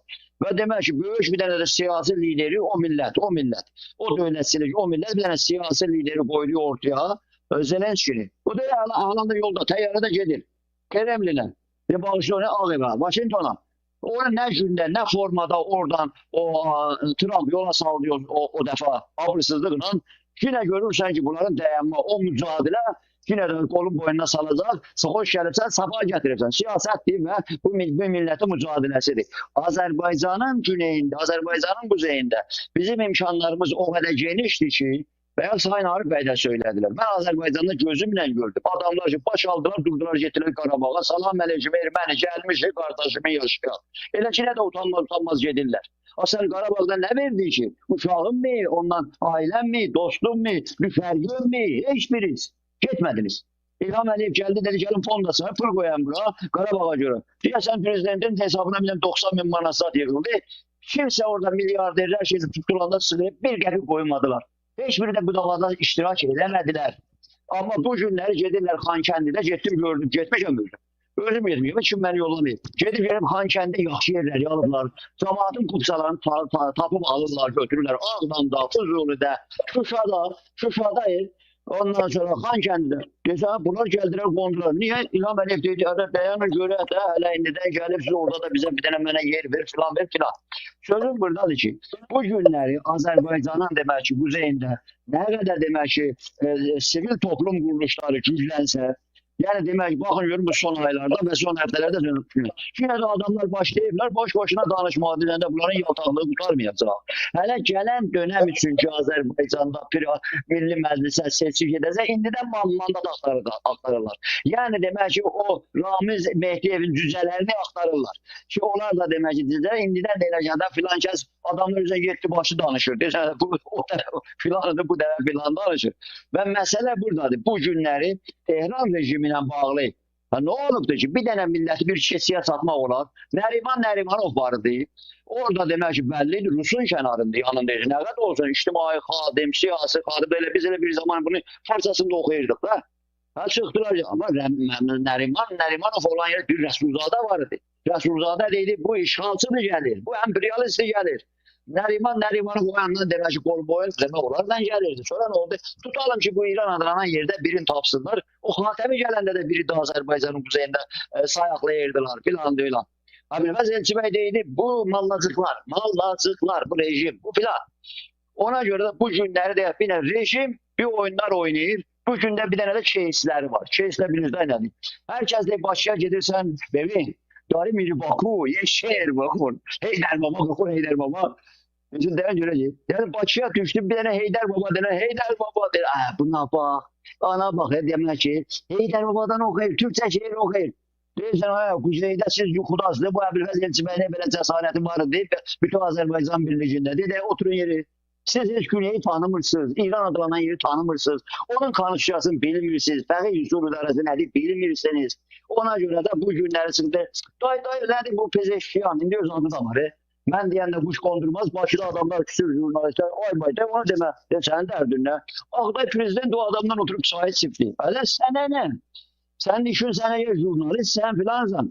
İndi bu İran adlanan yerdə medianı, mətbuatı izləyən görür ki, bu adamın öz düşərgəsində ən aparıcı adamları başda oturanlar deyirlər, bu adam belə də bambuladır. Yaramaz bir şeydir. Mətərsək deyirlər. Mən onu quşqondurmaz deyirəm. Onlar mətərsək deyir özləri. Deyirsən, bir milləti Azərbaycanın güneyində ən əsas budur. Biz də, Sayın Arif bəy də, ondan sonra İlham Əliyev də budur. Biz hamımız Azərbaycan dövlətçiliyinə hizmət edirik və bu 40 ildə də bunu eləmişik, edəcəyik. Güneydə də Azərbaycan dövlətini görürlər. Amma o adam da istər pezeşkiyan olsun, istər ki Seyyid Əli Xameneyi bu pezeşkiyandan çox Türkdür. İndiyə kimi kimsə çıxıb deməyib ki Seyyid Əli Xameneyi dədəsi Kürdüdür, anası Türkdür. Yox, amma bu özü yerdə də. Ona görə Seyyid Əli Xameneyi Təbrizdədir, adresimiz də odur. Anamın da demək ki, daha nə deyirsən, babasının, dədəsinin dədəsi Şeyh Məhəmməd Xiyabanıdır, düzlə deyir. Mirüsev Musəvi də ki, indi ev dustağıdır, Mirüsev Musəvi. Baş nazir Səkili Türkdür, Xameneydəndir, bu Seyyid Əli ilə qovmaqrabadır. Musəvi Ərdəbili Təbrizi də demək 3-cü adamıdır o rejimdə. Türküdür Azər. Amma kimə xidmət elədilər? Bizim bunlardan da çoxu varımızdır Azərbaycanın quzeyində də. Fars dövlətçiliyinə bunlar xidmət edirlər. Ona görə də bu günləri bir dənə yanlış siyasət götürdülər. İndi Azərbaycan dövləti deyək ki, səfirliyimizin qurulması və bizim demək ki, Xalq Cumhuriyyətinin əsas qoyduğu kurallardan biri də bu idi. İrticaçılığa, mühümmatçılığa qarşı, İslam dininə qarşı yox, məzhəbi kullananlara, o dini kullananlara qarşı. İndi bu günləri irticaçılıq, mühümmatçılıq gəlib Azərbaycanda bəlli səbəblərdən yuvalayır. Belli sebeplerden yuvalayır. Deyəcək ki, bak bu rejim bunlardan istifadə edir. Azərbaycan dövləti də öz başını qorusun. Demək ki, deyəcək ki, sən gəlirsən bu quru topraklarda sərhəddi bağlayırsan, Azərbaycanın güneyindən tarixi bir fürsət düşmüşdü. Millətimiz o tay bu tay 89-cu ildə demək ki, girdi, o məhdulları bildi. Geniş gəlir azad oldu. Azərbaycan qaynadı, qoy gəlsin güneyini görsün, quzeydə nə var? O oranı görsün. Birdən-birə sərhədlərin bağlaması nədir bu günləri? Bir dənə də adam çıxır, adını da qoyub millət vəkili. Hansı bir dəfələrlə mən bu tribunalardan demişəm, cənab prezident, nə məclisi, harada? Mən demirəm, o tanınmış adam, o məclisdeydi, özü tanınmış adam, hörmətli adam. Dedi, 2 nəfərdən sonra qalanı burada oturanlar, xalası, qudası, qızı, nəvəsi oturdular orada, məclisə, o hörmətli yerin. Ona görə adam çıxır belə elə tribunada. Deyir ki, ona görə torpaqları sərhədir bağlamışıq ki, bu güneylər baş alıb gələrlər. Sən yuxudaydın, illər boyu mən orada tribunalardan demişəm ki, 3 milyon Azərbaycanlı sabahları Tehrandakı otoritet sınacaq və sınır da, dağılır İran adlanan yer. Sınacaq, dağılacaq, 3 milyon baş alacaq, gələcək. Gedirəm hara, şəhidlər məzarına ziyarətə gedirəm, Azərbaycanı Bakıda ziyarətə gedirəm, ondan sonra Elçibəyə ziyarətə gedirəm, ondan biraz Heydərəniyə gedirəm ziyarətə. Qabağını kim alacaq? Azərbaycan əsgər duracaq tüvənci ilə, bunu Rus bacara bilmədi. Sən çıxırsan oradan deyəsən millət vəkili, hansı millət vəkili deyəsən ki, ay demək ki, güneydən gələnlər. Yaxud bir dənə günədə bitirdim. Çıxırdı ki, Azərbaycan millət vəkili. Çıxırdı ki, Azərbaycanın güneyindəkilər 100 il demək ki, geridə qalıb. Bu mənim Ərzanın sözü idi. Məliyə Tula kimin qulağına tutdu General Hayzer apardı. Və demək ki, Azərbaycanda da hamı da bilir bu nədir. İsa bəy Qəmbər, 10 saniyə bitirim. İsa bəy Qəmbər belə cəsarətini, bu tribunadan dedim, biz bilirik ki, bu güneylər demək ki, çox siyasətlə məşğuldur, çox bilirlər nədir. Bəli, biz o rejim, bu rejim irticiyə qarşı, despotizmə qarşı, demokrasiya qarşı olanlara qarşı, Türkiyə qarşı olanlara qarşı, Türk millətini quranlara qarşı savaşmışıq. O rejim, bu rejim fərq eləməz. Məhəmməd Rızanın puanları başda Azərbaycanlılardır. Və bu rejimin də bu günləri irtica ilə, mühümmatçılıqla, İrancılıqla bu millət barışmır. Bunun demək ki, şuuraltısı aydındır. Sayın Arif bəy də söylədi. Sığırır deyir ki, haray mən Türkəm. Başqa millətlərə qarşı deyir, mən Türkəm deyir, Azərbaycan deyir, Azərbaycan bayrağı qaldırır. Amma o quş qondurmaz, o Məsud Pezeşkan deyir, nə oldu? Gedib xarici bayrağı qaldırırsınız, bir dənə orada İran bayrağı qaldırmırsınız. Qaldırmır, Azərbaycan bayrağı qaldırır orada. Ona görə də bu günləri bizim istəklərimiz məşrudur. Yəni Azərbaycanın quzeyində millət barmağını dadmalıdır. 17 milyar dolar adı nəmli Ədnan adı ilə, nəmli Cahangir adı ilə, hansı zəhrimarla, Nazir adı ilə oğrayanların 17 milyar doların 5 milyar doları bu millətə endirmək. Qoy mühümmatçılıqdan əl çəksin, dövlətçiligini sevsin. Dövlət bilsin nədir, məmləkət nədir, ona görə də dayansın. Onda Rus yox, Tehran yox, kimsə də cəsarət eləyə bilməz ki, Azərbaycana, demək ki, necə ermənini sisam halına gətirirdi. Bu günləri erməni baş əyəyə gəlir, onda Azərbaycan da millətinə dayanaraq, dövlətinə dayanaraq, puluna, gücünə dayanaraq möhtəşəm bir dövlət olar. Azərbaycanın güneydə ondan örnək götürür. Bağışlayasın, buyurun. Sağ olun Sayın Əjdər bəy, təşəkkür edirəm. Mən Sayın İsa bəyin o dediyi ilə razı deyiləm. Mən, bəli, bu efirdən dedi. Ona görə ki, o məqsədi bizi təşviq etməkdir. Dilimiz yox, universitetimiz yox.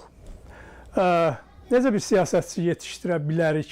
Var, demirəm yoxdur. Sizin kimi, məsələn, çox nadir parmaqla göstəriləsi bir neçə həyatını bu yolda qoyan insanlarımız var. Amma bütövlükdə bir millət formalaşmaq üçün onun dili məktəbi olmalıdır, onun akademiyası olmalıdır, onun universitetləri olmalıdır və onun yəni özü müstəqil bir dövlət olmalıdır. Hala görürsünüz ki, bizim bir neçə təşkilat var, diasporanın köləsidir. Oradan oturub oradan, Bakıdan deyirlər, o buyruq quldur, Fatıdur, Fatır otur. Fəxr eləyirlər, məsələn, yığılıblar, hardasa 7-8 təşkilat, güya ki, məsələn, Şəqqul Qəmər elədilər. Nə iş görmüsünüz, nə etdilər? Budur da, Güney Azərbaycanın durumu, vəziyyəti budur. Acınacaqlı bir şəraitdə, bir vəziyyətdə. Niyə bizim dövlətimiz olmasın? Bunu biz dəfələrlə demişik. kimdən əski ki, yer kürəsində. Baxın bu xəritəyə, buna diqqət eləyin dostlar. Bura baxın. Somaliland. Dünənləri dövlət qurdular. İlk İsraildə, ilk tanıyan İsrail oldu.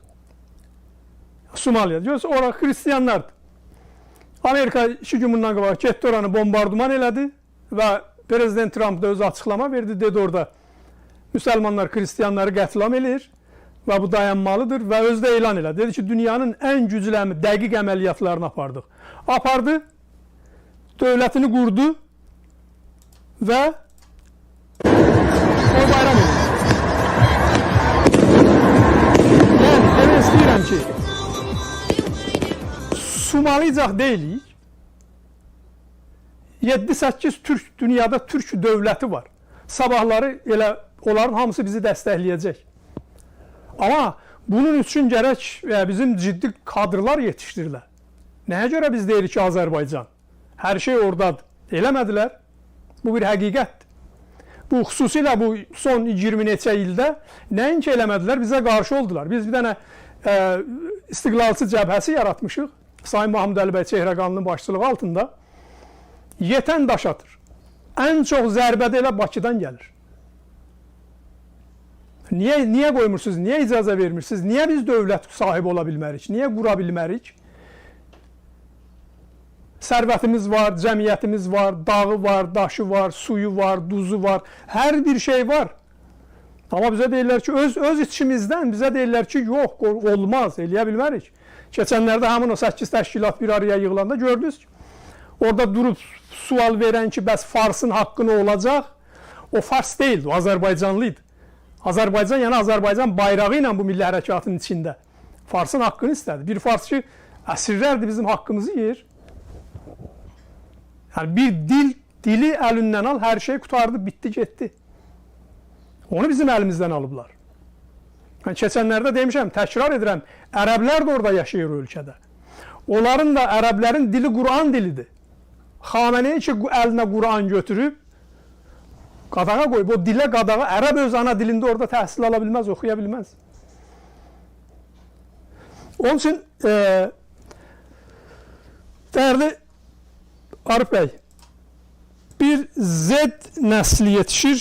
Buna adətən 1997-ci ildən üzü bu tərəfə ona Z nəsli deyirlər. Çünki o zamanlar ki, artıq bu İngilis hərflərindən götürüb, yəqin ki, bilirsiniz, son hərfidir, son nəsil, yəni hesablanır. O zaman ki, mobillər ərsiyə gəldi, o zamanlar ki, iPad çıxdı, nə bilim, laptoplar, filanlar, sosial şəbəkələr çoxaldı. İndi bir nəsl yetişib, o nəsl tamamilə fərqlidir. Yəni, o nəsl həm, yəni belə deyək, təhlükəli bir nəslidir. Yəni, psixoloji baxımından risklər, sosial təcrid, mənəvi dəyərlərin zəiflənməsi, mən burada gördüklərimi deyirəm, şübhəsiz ki, ola bilsin ki, ölkədən ölkəyə fərq eləyə bilər. Və tam sanki məsələn ayrı bir dünyanın insanları formalaşır, yetişir. Heç bir şeyə ehtiyacı yoxdur. Nə dədəsinə ehtiyacı var, nə anasına ehtiyacı var, nə heç kəsə. Çünki ona nə informasiya lazımdır, əlindədir. Dünyanın görünməyən, görünən tərəflər, hər informasiyası, heç kəsə ehtiyacları yoxdur. Və siz də bir partiya olaraq təbii ki, uzun müddətdir mübarizə aparırsınız Azərbaycanda və bu normaldır. İqtidara gəlmək uğrunda belə də olmalıdır. O dövlətdir, hakimiyyətdir, özünü qoruyur. Siz müxalifətsiz, ora hakim olmaq istəyirsiniz. Yəni, bunu mən öyrənmək istəyirəm. İndiki bu Z nəsli ilə nə dərəcədə siz düşünürsünüz ki, sabahları fərqli bir Azərbaycan görəcəksiniz, sabahları siz hakim ola biləcəksiniz. Bunların üzərində ümumiyyətlə Müsavat partisi olaraq, elə bu hər kəsə aiddir. Yəni, mən misal üçün sizi deyirəm. Çünki Azərbaycana da aiddir. Yəni, hesablamısınız bu mücadilənin, mübarizənin formatını dəyişəsiz gənclərlə, cavanlarla, fərqli bir formatda yəni meydana gələsiz.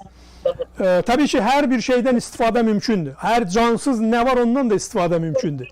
Yəni bu Z nəslindən də istifadə mümkündür. Amma plan istəyir. Onları plan. Məsələn, Amerikanın özündə mən misal vurum. Bir Charlie adında bir gənc ki, o Trump'ın seçilməsində də böyük rol oldu. Terror elədilər. O əgər terror olunmasaydı, hesab edirəm ki, Amerikada yeni bir nəsil yəni meydana gətirirdi. Və güclü bir, yəni çox güclü bir sürətlə yəni bunlar inkişaf edirdilər. Ola bilsin ki, bir 5 ildən, 10 ildən sonra burada iki parti var. Republikanlarla demokratlar. Ola bilsin ki, üçüncü parti olaraq və birinci yeri tuta biləcək bir parti da yaratmaq iqtidarındaydı ki, vurdular, öldürdülər.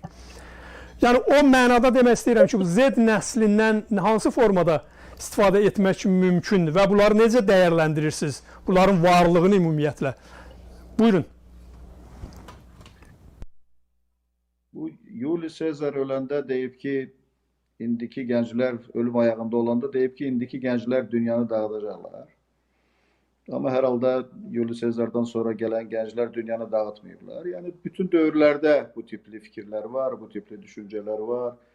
Yəni bizim nəsil Azərbaycanda müstəqillik və azadlıq uğrunda mübarizəyə başlayanda əvvəlki nəsillər bizə çox skeptik yanaşırdılar və deyirdilər ki, siz necə bu Sovet hakimiyyətini, Sovet imperiyasını dağıtmaq barədə düşünmək tamamilə absurd bir, utopik bir fikir kimi görünürdü. Təbii ki, biz arzuluyuruq ki, gənclik daha mübariz olsun, daha vətənpərvər olsun, daha ümumi düşüncəyə, qlobal təfəkkürə, dəyərlərə qiymət verən, prinsiplərlə yaşayan insanlardan ibarət olsun. Ancaq düşünmək ki, indiki gənclik tamamilə kosmopolitdir, mən o fikirlə razı deyiləm. Çünki indi sadəcə olaraq bütün dünya ağır bir böhran içərisindədir, ağır bir böhran keçirdir. Demokratiya, insan haqları istiqamətində bir böhran şəraiti mövcuddur. Yəni bu vəziyyət uzun çəkməyəcək və bu vəziyyət dəyişəcək. Təbii ki, insanlar daim azadlıqlar uğrunda mübarizə aparıblar, azadlıqlara can atıblar və azadlıqlarına nəhayət ki, nail olublar və dünya dəyişə-dəyişə gedib. Məsələn, 100 il əvvəl qaradərilərlə ağdərililər Amerikada eyni avtobusa minmirdi, eyni məktəbdə oxumurdular. Yəni, amma indi o təsəvvür eləmək mümkün deyil o vəziyyəti. Amma indi də bu dövrün də öz problemləri var. Yəni, siz elə o Respublikaçı gəncin Charlie Kirk'ün adını çəkdiniz. Yəni, mən onun çıxışlarına qulaq asmışam, çıxışlarını dinləmişəm. Yəni, Amerikanın gələcəyi üçün heç də uğurlu bir gələcək vəd edən bir xət deyildi, dəyərlər deyildi onun təbliğ etdiyi dəyərlər mənim fikrimcə. Və o təşkilat da məhv olmayıb. İndi onun xanımı o təşkilata rəhbərlik eləyir və yəqin ki, o təşkilat 3 il sonra 28-ci ildə J.D. Vance'in prezidentliyi uğrunda mübarizə aparan və ona dəstək verən əsas təşkilatlardan biri olacaq. Və düşünmürəm ki, Amerikanın gələcəyi üçün, Amerika Birləşmiş Ştatlarının gələcəyi üçün onlar daha yaxşı həyat, daha yaxşı dəyərlərə nail olacaqlar.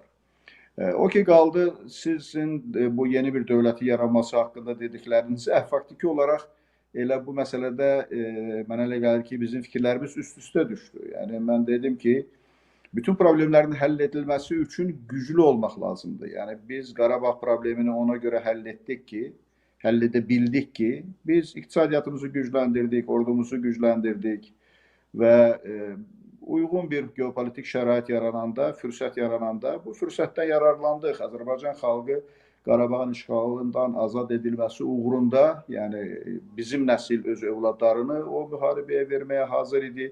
Gənc nəsil də vətən uğrunda, o Z nəsli dediyiniz nəsil də vətən uğrunda gedib şəhid olmağa və ya qazi olmağa hazır idi və onun nəticəsi olaraq da biz Qarabağı işğaldan azad edə bildik.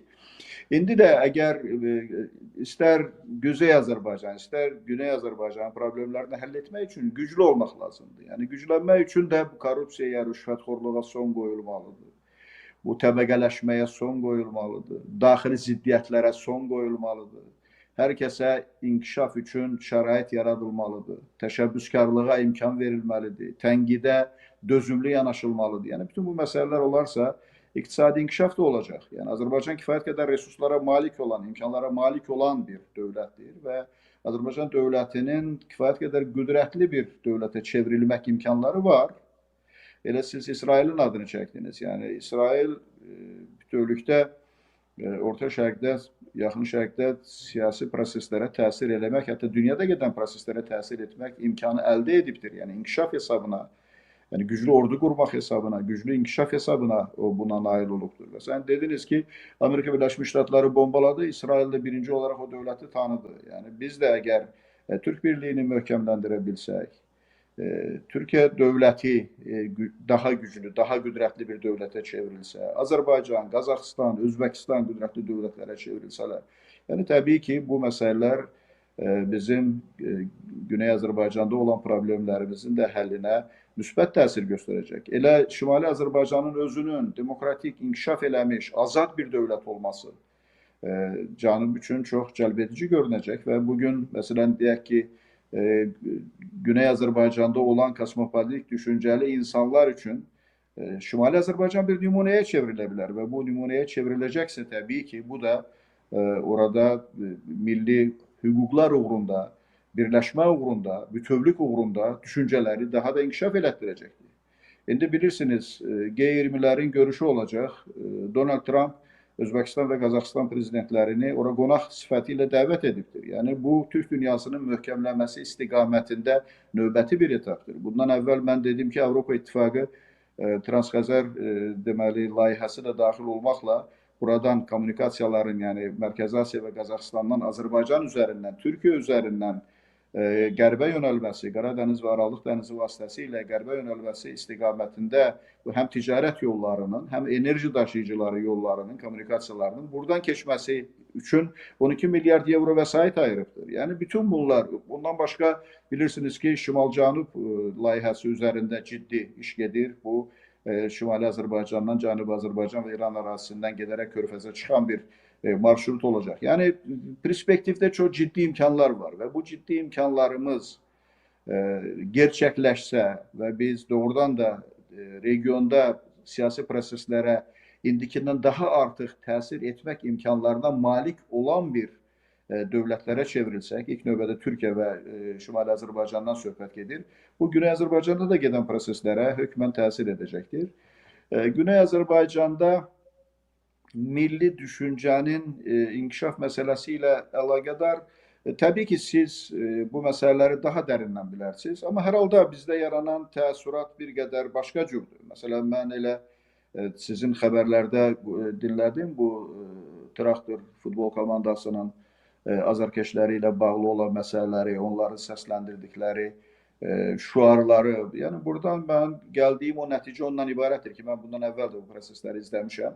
Yəni bir daha deyirəm ki, Traktor futbol klubunun azarkeşlərinin səsləndirdiyi şüarlar xalqın milli iradəsinin nümayişidir. Yəni milli iradəni başqa yerdə nümayiş etdirmək imkanları yoxdur.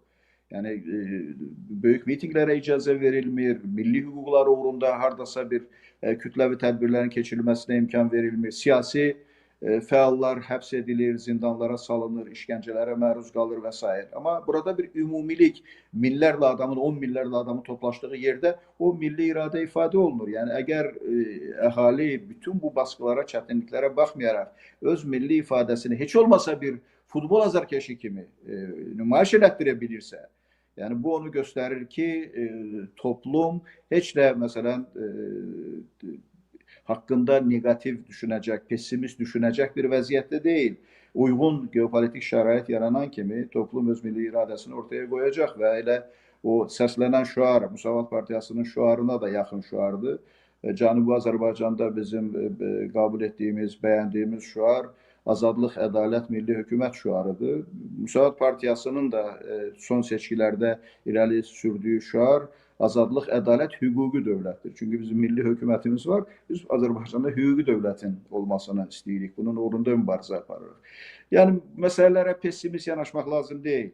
Təbii ki, böyük problemlər var. Böyük bir böhran şəraiti mövcuddur. Artıq 4 ilə yaxındır ki, Ukraynada müharibə gedir. Bu, bütün dünyada resursların boş yerə xərclənməsinə gətirib çıxarır. Avropanın özündə müəyyən tənəzzül yaradır. Postsovet məkanında tənəzzül yaralır. Burada ticarət əlaqələri, digər əlaqələr məhdudlaşır, azalır. insanların həyat səviyyəsi aşağı düşür. Yəni bunlar hamısı ciddi bir məsələlərdir. Bilirsiniz ki, bir çox ölkələr, xüsusilə Avropa ölkələri hərbi xərcləri hər il azaldırdılar. Amma indi Ukrayna müharibəsi ilə əlaqədar, yəni Rusiyanın ekspansionist siyasəti ilə əlaqədar olaraq ilk növbədə Avropa ölkələri və bir çox ölkələr öz hərbi büdcələrini artırmaq istiqamətində düşünürlər. Məsələn, Azərbaycanın özü hər il hərbi büdcəyə, yəni bizim hərbi büdcəmizin ümumi həcmi 4 milyard Amerika Birləşmiş Ştatları dollarından yüksəkdir. Yəni Azərbaycan üçün bu çox yüksək bir rəqəmdir. Ancaq biz bunu etməyə məcburuq.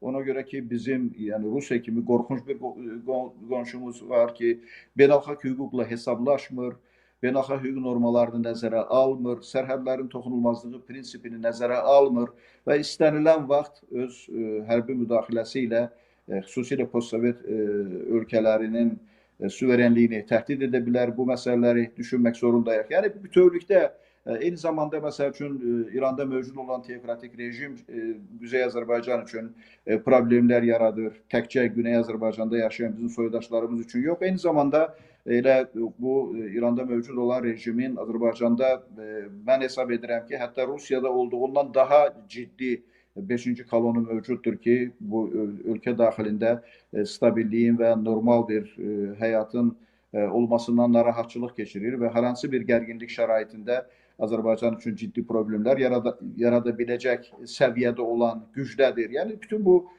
amilləri nəzərə alaraq, bütün bu böhran vəziyyətini nəzərə alaraq biz pessimizmə qapılmalı deyilik. Mən hesab edirəm ki, baxmayaraq ki, bu cür gərginliklər mövcuddur, bu cür çətinliklər mövcuddur. Hər halda Güney Azərbaycanda milli hüquqlar uğrunda mübarizə davam edir. Milli azadlıqlar, milli hüquqlar uğrunda mübarizə aparan adamlar elə hal-hazırda həmin ərazidə yaşayırlar, həmin ərazidə mübarizə aparırlar, həbs olunurlar, işgəncəyə məruz qalırlar, həbsxanalara düşürlər, həbsxanalarda olsalar da yenə mübarizələrini davam etdirirlər. Eyni zamanda mühacirət etməyə məcbur olmuş bir çox bizim güneyli soydaşlarımız öz vətənlərini unutmurlar, millətlərini unutmurlar və öz xalqının, millətinin azadlığı uğrunda, milli hüquqları uğrunda mübarizələrini davam etdirirlər. Mən hesab edirəm ki, əgər Güney-Güzey gücləri öz fəaliyyətini bu istiqamətdə daha da genişləndirsələr və milli hüquqlar uğrunda mübarizə dərinləşsə, Azərbaycan, yəni Güzey Azərbaycan demokratik bir dövlətə çevrilsə, hüquqi bir dövlətə çevrilsə, inkişaf edən bir rifah dövlətinə çevrilsə, Güney Azərbaycanın problemləri istiqamətində də ciddi irəliləyişlərə nail olmaq mümkün ola bilər. Mən buna inanıram və düşünürəm ki, elə biz öz həyatımızda bu ideallarımızın həyata keçməsinin şahidi olacağıq. Çox sağ olun Sayın Arif bəy, ilə biz də çalışırıq ki, bu məsələyə inanaq, şübhəsiz təbii ki. Amma əsas odur ki, bu istiqamətdə hansı işlər görünəcək, o özü çox önəmlidir. Yəni, belə desək, Azərbaycan üçün dövlətdir deyə Azərbaycan belə məsələləri daha çox diqqət ala bilir. Amma Güney Azərbaycanda fərqlidir. Gənclər başlı başınadır. Ona görə çox-çox fərqlidir. Bəli. Sayın Əjdər bəy, mən istərdim ki, verilişimizin son qismətidir, yəni sonra bitiririk verilişimizi. Uzun oldu, 2 saatdan çox da efirdəyik. Təşəkkür edirəm bu başdan hər ikinizə, səbrinizə görə və dəyərli söhbətinizə görə. İmkan olsa bu Z nəsli ilə bağlı Güneydə fərqli istiqamətdədir bu. Dedim, sahibsiz, yiyəsiz, yəni hər kəs hansı formada istəyir, ondan istifadə edir və onları bir araya gətirən, formalaşdıran belə bir nə qurum var, nə dövlət var, nə heç bir şey yoxdur. İran özü də öz başının hayındadır. Bəlli deyil hələ bu il sona yetməmiş vuracaqlar, yoxsa növbəti ildə indi Netanyahu buradadır, New Yorkdadır, görüşləri keçirir. Əsas razılıq almağa gəlib ki, İranla bağlıdır, %100, yəni sözün o əsas istiqaməti İranla bağlıdır. Ki, əgər o ki ala bilsə, təbii ki, ola bilsin ki, heç gələn ilə də saxlamayacaqlar. Çünki ikinci mərhələnin başlanması üçün bunlar o informasiya anonsu verdilər. Çünki bunlar adətən savaşdan öncə məsələn deyirlər ki, İran filan istiqamətdə fəaliyyətini çoxaldıb. İndi deyirlər ki, İran bu raketlər yerbəyer eləyir və əlində filan qədər zənginləşdirilmiş uran var və s. kimi Ona görə də yəni o zəmin yaradırlar, o şəraiti yaradırlar ki, beynəlxalq ictimaiyyətin də yeri gələndə yəni onları da susturmaq üçün. O baxımdan yəni bu qaçırılmazdır. Bu ikinci hücum, əlbəttə onlar demirlər sonuncu hücum. Deyirlər ki, ikinci hücum daha fərqli olacaq. İndi baxacaq, görəcək o fərqi nədədir. Yəni bu formada demək istəyirəm ki, İran öz başını, hakimiyyətini necə saxlasın ona görədir. Pezeşkiyan bilirsiniz, Pezeşkiyan son açıqlamasında da dedi ki, dedi idarə eləyə bilmirəm. Gəlin sahib durun. Mən kiməm ki, dövlət idarə eləyəm. Belə bir ağır durumda, ağır vəziyyətdə başlayır. Bütün bir hamısını qoyur masanın üzərinə ki, problemlər nədir? Və sonra da deyir ki, problem bizim özümüzdədir. Nə İsraildədir, nə Amerikadadır, düz də deyir. Yəni, o baxımdan bizim də gənclər Güney Azərbaycanda o cür sahibsiz bir formada, indi Sayın Arif bəy də işarə elədi, nə yaxşı ki, o traktor, o takımı var, yəni onda elə millət formalaşdırdı, o stadion var, orada gəlirlər, sözlərini deyirlər. Onun dışında, yəni demək olar ki, qara piyadalar, belə deyək, heç kimdilər. Dövlət yox dedim, təhsil yox, heç bir şey yox. Ona görə bu barədə mən istərdim ki, sizin fikriniz, nəzəriniz nədir? Mən istəmirəm, yəni mən də çox böyük tərif təvsiflər burada yağdıra bilərəm, amma reallıq nədir, onu danışmalıyıq. Qərbi Azərbaycan bu dəqiqə, mən tam məsuliyyətimlə bu efirdən deyirəm, Qərbi Azərbaycan Kürdlərin əlindədir. Oradan Türkiyədən sıxışdırılan o silahlarını atıb qaçanların hamısı PKK, PJAK dolublar Qərbi Azərbaycandadılar. Yəni əməliyyat başlansa, onlar da o əməliyyatı başlayacaq. Nələr olacaq, onu biz, yəni Yaşar Gülər özü də açıqlama verdi. Müdafiə Naziri Türkiyənin dedi ki, biz diqqətdə saxlamışıq, amma PKK var gücü ilə, bütün əlində olan silahları ilə İrana keçib. Yəni bu Türkiyənin də açıqlamasıdır. Gizli bir şey deyil. Ciddi məsələlər, olaylar baş verir və biz yəni bu məsələnin harasındayıq, hələ bəlli deyil. Sayın Əjdər bəy, məmnuniyyətlə lütfən xülasə edin, verilişimizə yekun vuraq. Buyurun. Təşəkkür edirəm Cavad bəy. Cavad bəy, Azərbaycanın güneyində biz istiqlal qoymuşuq. Yəni indi 40 ilə yaxın istiqlal. Yəni tam istiqlal və bu dövlətin qurulması. Yəni demək olar ki, indi Pişəvəri dönəmində bir proses gedib hara gəldi, yetişdi, o bəllidir. Yəni Pişəvəri elə özü də deyildi. Biz Hindistan olmaq yerinə İrlandiya olmaq istərik. Olmadı Hindistan adında, demək ki, İrlandiya olmadı və nə elədilər, hamısı bəllidir. Ona görə də bizdə demək ki, İran adlanan yerin tərkibində milli hükümət, ay bir hükümət söz konusu deyil. Bu günlərdə onu atıblar ortaya ki və Türkiyədə də birindən illərdir deyirlər. Ay demək ki, gedin həbsini götürün də İran adlanan yeri. Qardaş, gedin həbsini götürün də İran adlanan yeri. Deyirəm, amma bu isə bu bir-birdə deyil. Və yaxud demək ki, indi Sayın Erdoğan gedir İran adlanan yeri, amma Suriyədə İsrail gün demək ki, Hakan Fidan'ın mikrofonunun kəsilməsi, sözünün dayandırılması Şamda, yəni bir xəbərdarlıq idi. Və ondan öncəki gəlib Şamda Türkiyənin orada demək ki, tikdiki o təsisatı bombardıman eləmək və filan göründü ki, bu Colanı əşşərə eləməsin, o demək ki, əşşərə eləsin, mən şər deyəm, şərə yox, başqadır, bu mənasız o adam var. Bu adam demək ki, kimin projesidir, o nədir? Türkiyə əlindən bir dənə quşu qaçırdı və çətinlik çəkəcək. Və bu günləri Azərbaycan Cumhuriyyətində də Prezident Heydər Əliyev Sosiyaya gedərkən Tehran rejimi gəlmişdi. Mən bunu tam dərindən bilirəm. Hansı fitva ilə dənizdə demək ki, Əlov yatağında filan da niyə gəlmişdi orada İngilistanın, ondan sonra British Petroleum'un nə oyunu idi Tehran tərəfindən, aralarında nə gedirdi? Gəldilər günüz gün ortacağı, gözümlə görmüşəm. Günüz gün ortacağı orada Prezident İlham Əliyev də yolun o tayındaydı. Gəldilər bizim demək ki, səmaya, başının dibinə. Sonra Heydər Əliyev gedirdi demək, gecə ilə Sosiyaya gedəndə dedi, belə eləməyin ki, mən Güneyli qardaşlarımı köməyə çağıram. Bu Heydər Əliyevin sözü. Güneyli qardaşlarımı. Və Sayın Ecevit də dedi, belə eləməyəsiniz ki, axırda biz bu Güney məsələsini, o zaman ki bu terrorizm, bu filan hamısı da öyrə verəndə dedi, Güneyli qardaşlarımı, yəni ki Azərbaycanın Güneyini. Yəni bu potansiyelin varlığını və dəfələrlə dedim ki, yenə də mən deyirəm.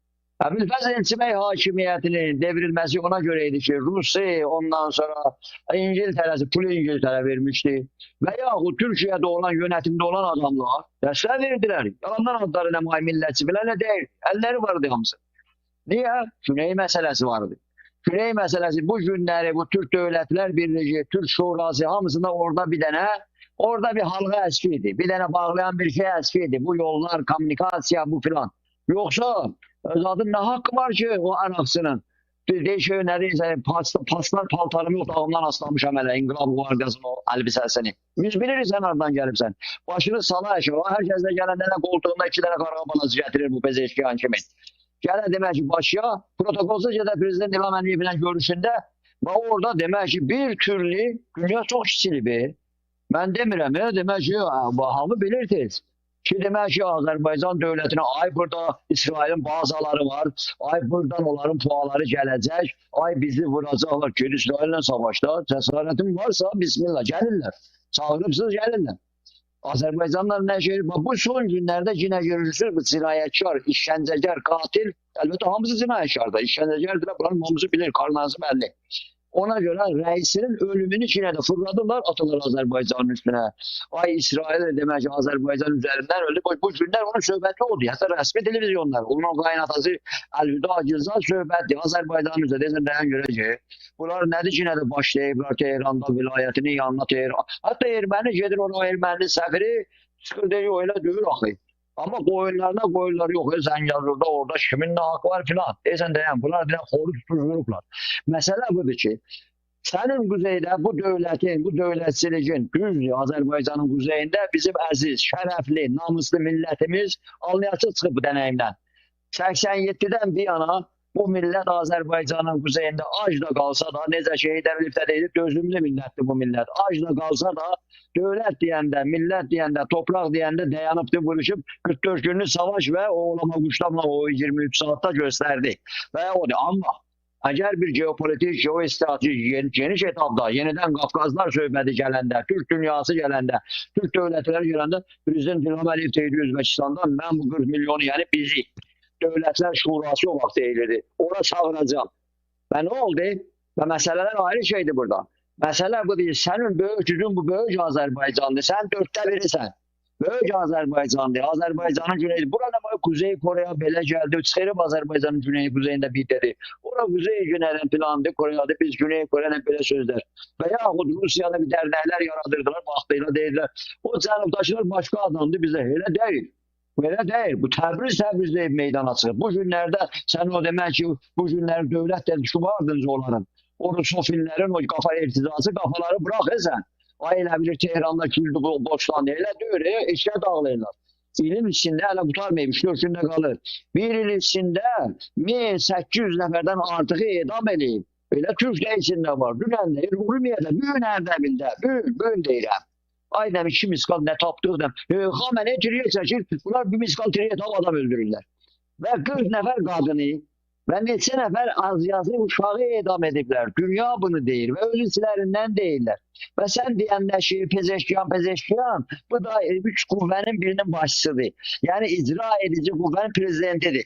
Sen demek ki bu adamdan bir soruşarsan ki ay adam sende bir böyle dar avazları gece gündüz işleyir, hof yaratmak için filan için hamiyata Azerbaycan'da indi herkes tuturlar Gerbi Azerbaycan'da demek filan der. Sen de İsrail'in casusan. Vaxtıyla deyirlər Sovyet'in casusan. Sonra deyirlər şafirsiniz. İndi deyirlər İsrail'in casusan. Musad'ın casusu. Mesela Musad'la bazarmırsan Musad'ın özünün təhlükəsiz naziri, İttihatın naziri deydi ki bunlar ağanın evine kimin gəliblər? Ağanın evine. Əməldə də görsəndi ki böyüklərinizi yuvarlıqların içində vurdular. Və demək ki adamlarınızı belə çoğladır. Her zaman da Azerbaycan'ı qaraladır. Sözümün canı budur.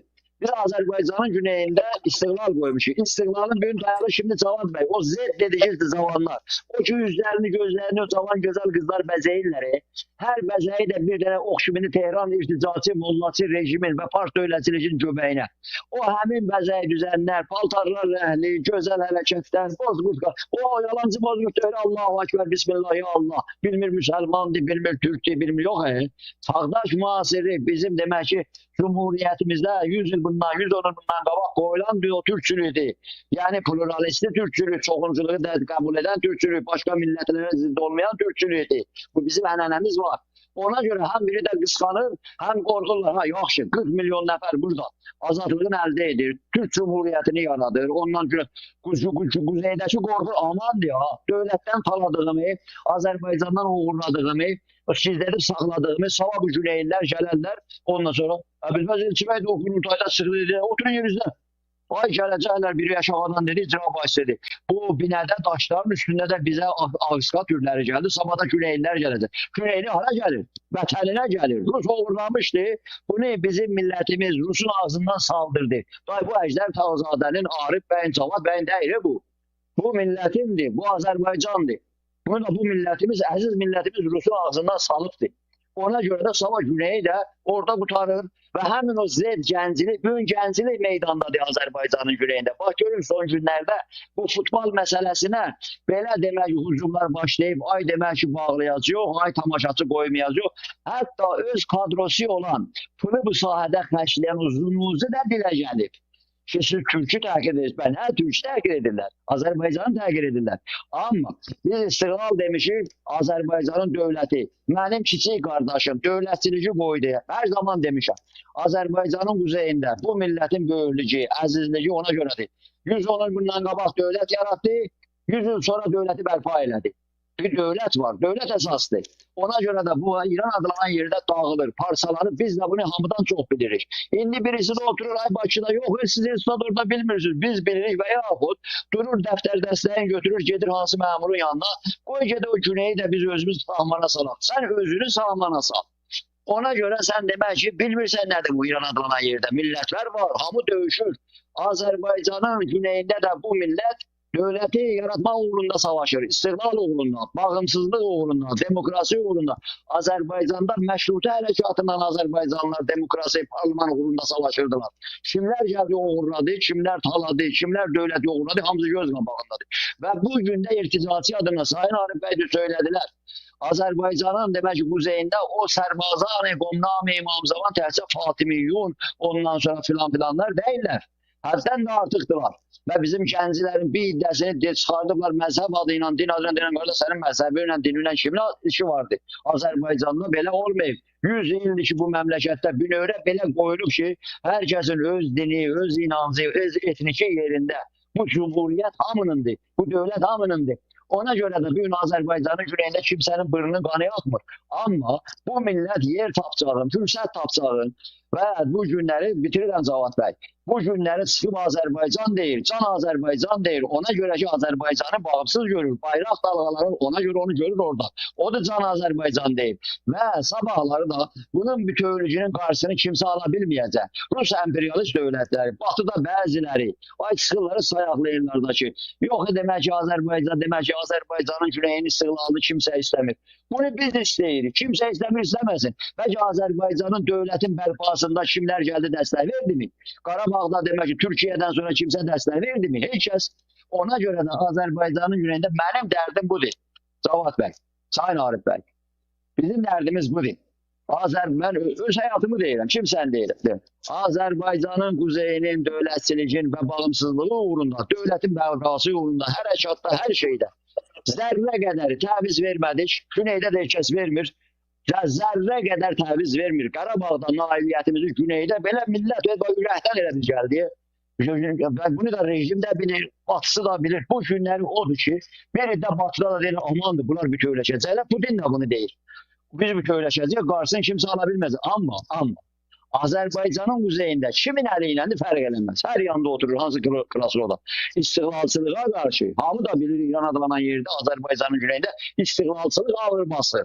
Bunu rejim də bilir, siyasətçiləri, politologları, başqaları da bilir. Bu günləri yalancı, cəli, farşivni, ondan sonra süni, yalanlar, ay çəkilin, təşkilatlar yığırıq bura. Siz də gedin orada hələ İran adlanan içində bir şey, sizə də bir şey verəcək. Sənə Rus nə verdi ki, İran adlanan yerdə Fars bu millətə nə verər? Nə verib ki, soyqırım yapıb, yapıb. Ondan sonra Azərbaycanı bərbad edib. Bu gündə sənin də qanuna yerilir. Sən durursan bir dəni demək ki, köhnə kamsamazcıklər. Onlara demək ki, aydan siz də köhnə kommunistlərdiniz, gəlin, biz nişan bizim də dədəmiz də oydu. Gəlin, sizi demək ki, birləşdirib yollayıb güneydə hərəkat. Onlar millət bilir ki, onlar bir yerə vara bilməyəcək. Millət onu istəmir. Millət demək ki, bilir ki, Fars kimidir, bu dövlətçilik, hansı dövlətçilikdir, faşizm nədir, irtica nədir. Və bu günləri Sayın Abbas bəy Lisani tək başına durub gedib bir rejimə qarşı deyir ki, gəlmişəm zindanın qabağında bu mənim, bu sən. Və döyüşür, həbsə alınır, işgəncə altında Sayın Cavad bəy də dedi. Neçə günlərdir ki, o Qum şəhərinin yolunda, o demək ki, səhrada yer düzəldiblər 209 adına, onun da cəhəlisini. Orada saxlayıblar ki, demək ki, millətinə görə savaşı. Amma bəzi tapşırıqlar əsasında Sayın Arif bəy dedi. Nə oldu sənə? Güvəndigim dağlar. Nə demək ki, Güney məsələsini amandı Bakıda işıqlandırmayın, aman təhsil demək ki, Arif bəy də gəlsə ki, demək ki, 21 Azər desə, onu da vurun, ondan sonra qoymayın, kimisən də səsi çıxsa, niyə belə edirsiniz, onda deyin ki, yoxdur da, bunlar da belə deyir də, niyə? Gedin çıxın Pezeşkiyanın dalına. Ha, bu Pezeşkiyanlardan çox diye sənə Pezeşkiyan lazımdır. Bu gün o gündür ki, sabah bu Pezeşkiyan gələndə gedin zırda bir dənə ev tapı verərsiniz. Gələcək, qorxmayın, gələcək. Qutaracaq, Abbas bəy də o zindandan qutaracaq. Bu millət o cəsarətlə qabağa gedir. Amma bir də şəxsi, klan, dəstə, onun hansı mənafeylərinə görə bu Güney məsələsini kimsə demir ki, Kuzeydən qoşun çəkəsən, Türkiyədən qoşun çəkəsən, Güneyi azad edəsən. Amma bunun zorundasan, sənin böyük gücün buradadır. Sabah buna ehtiyacın var. Bizsiz.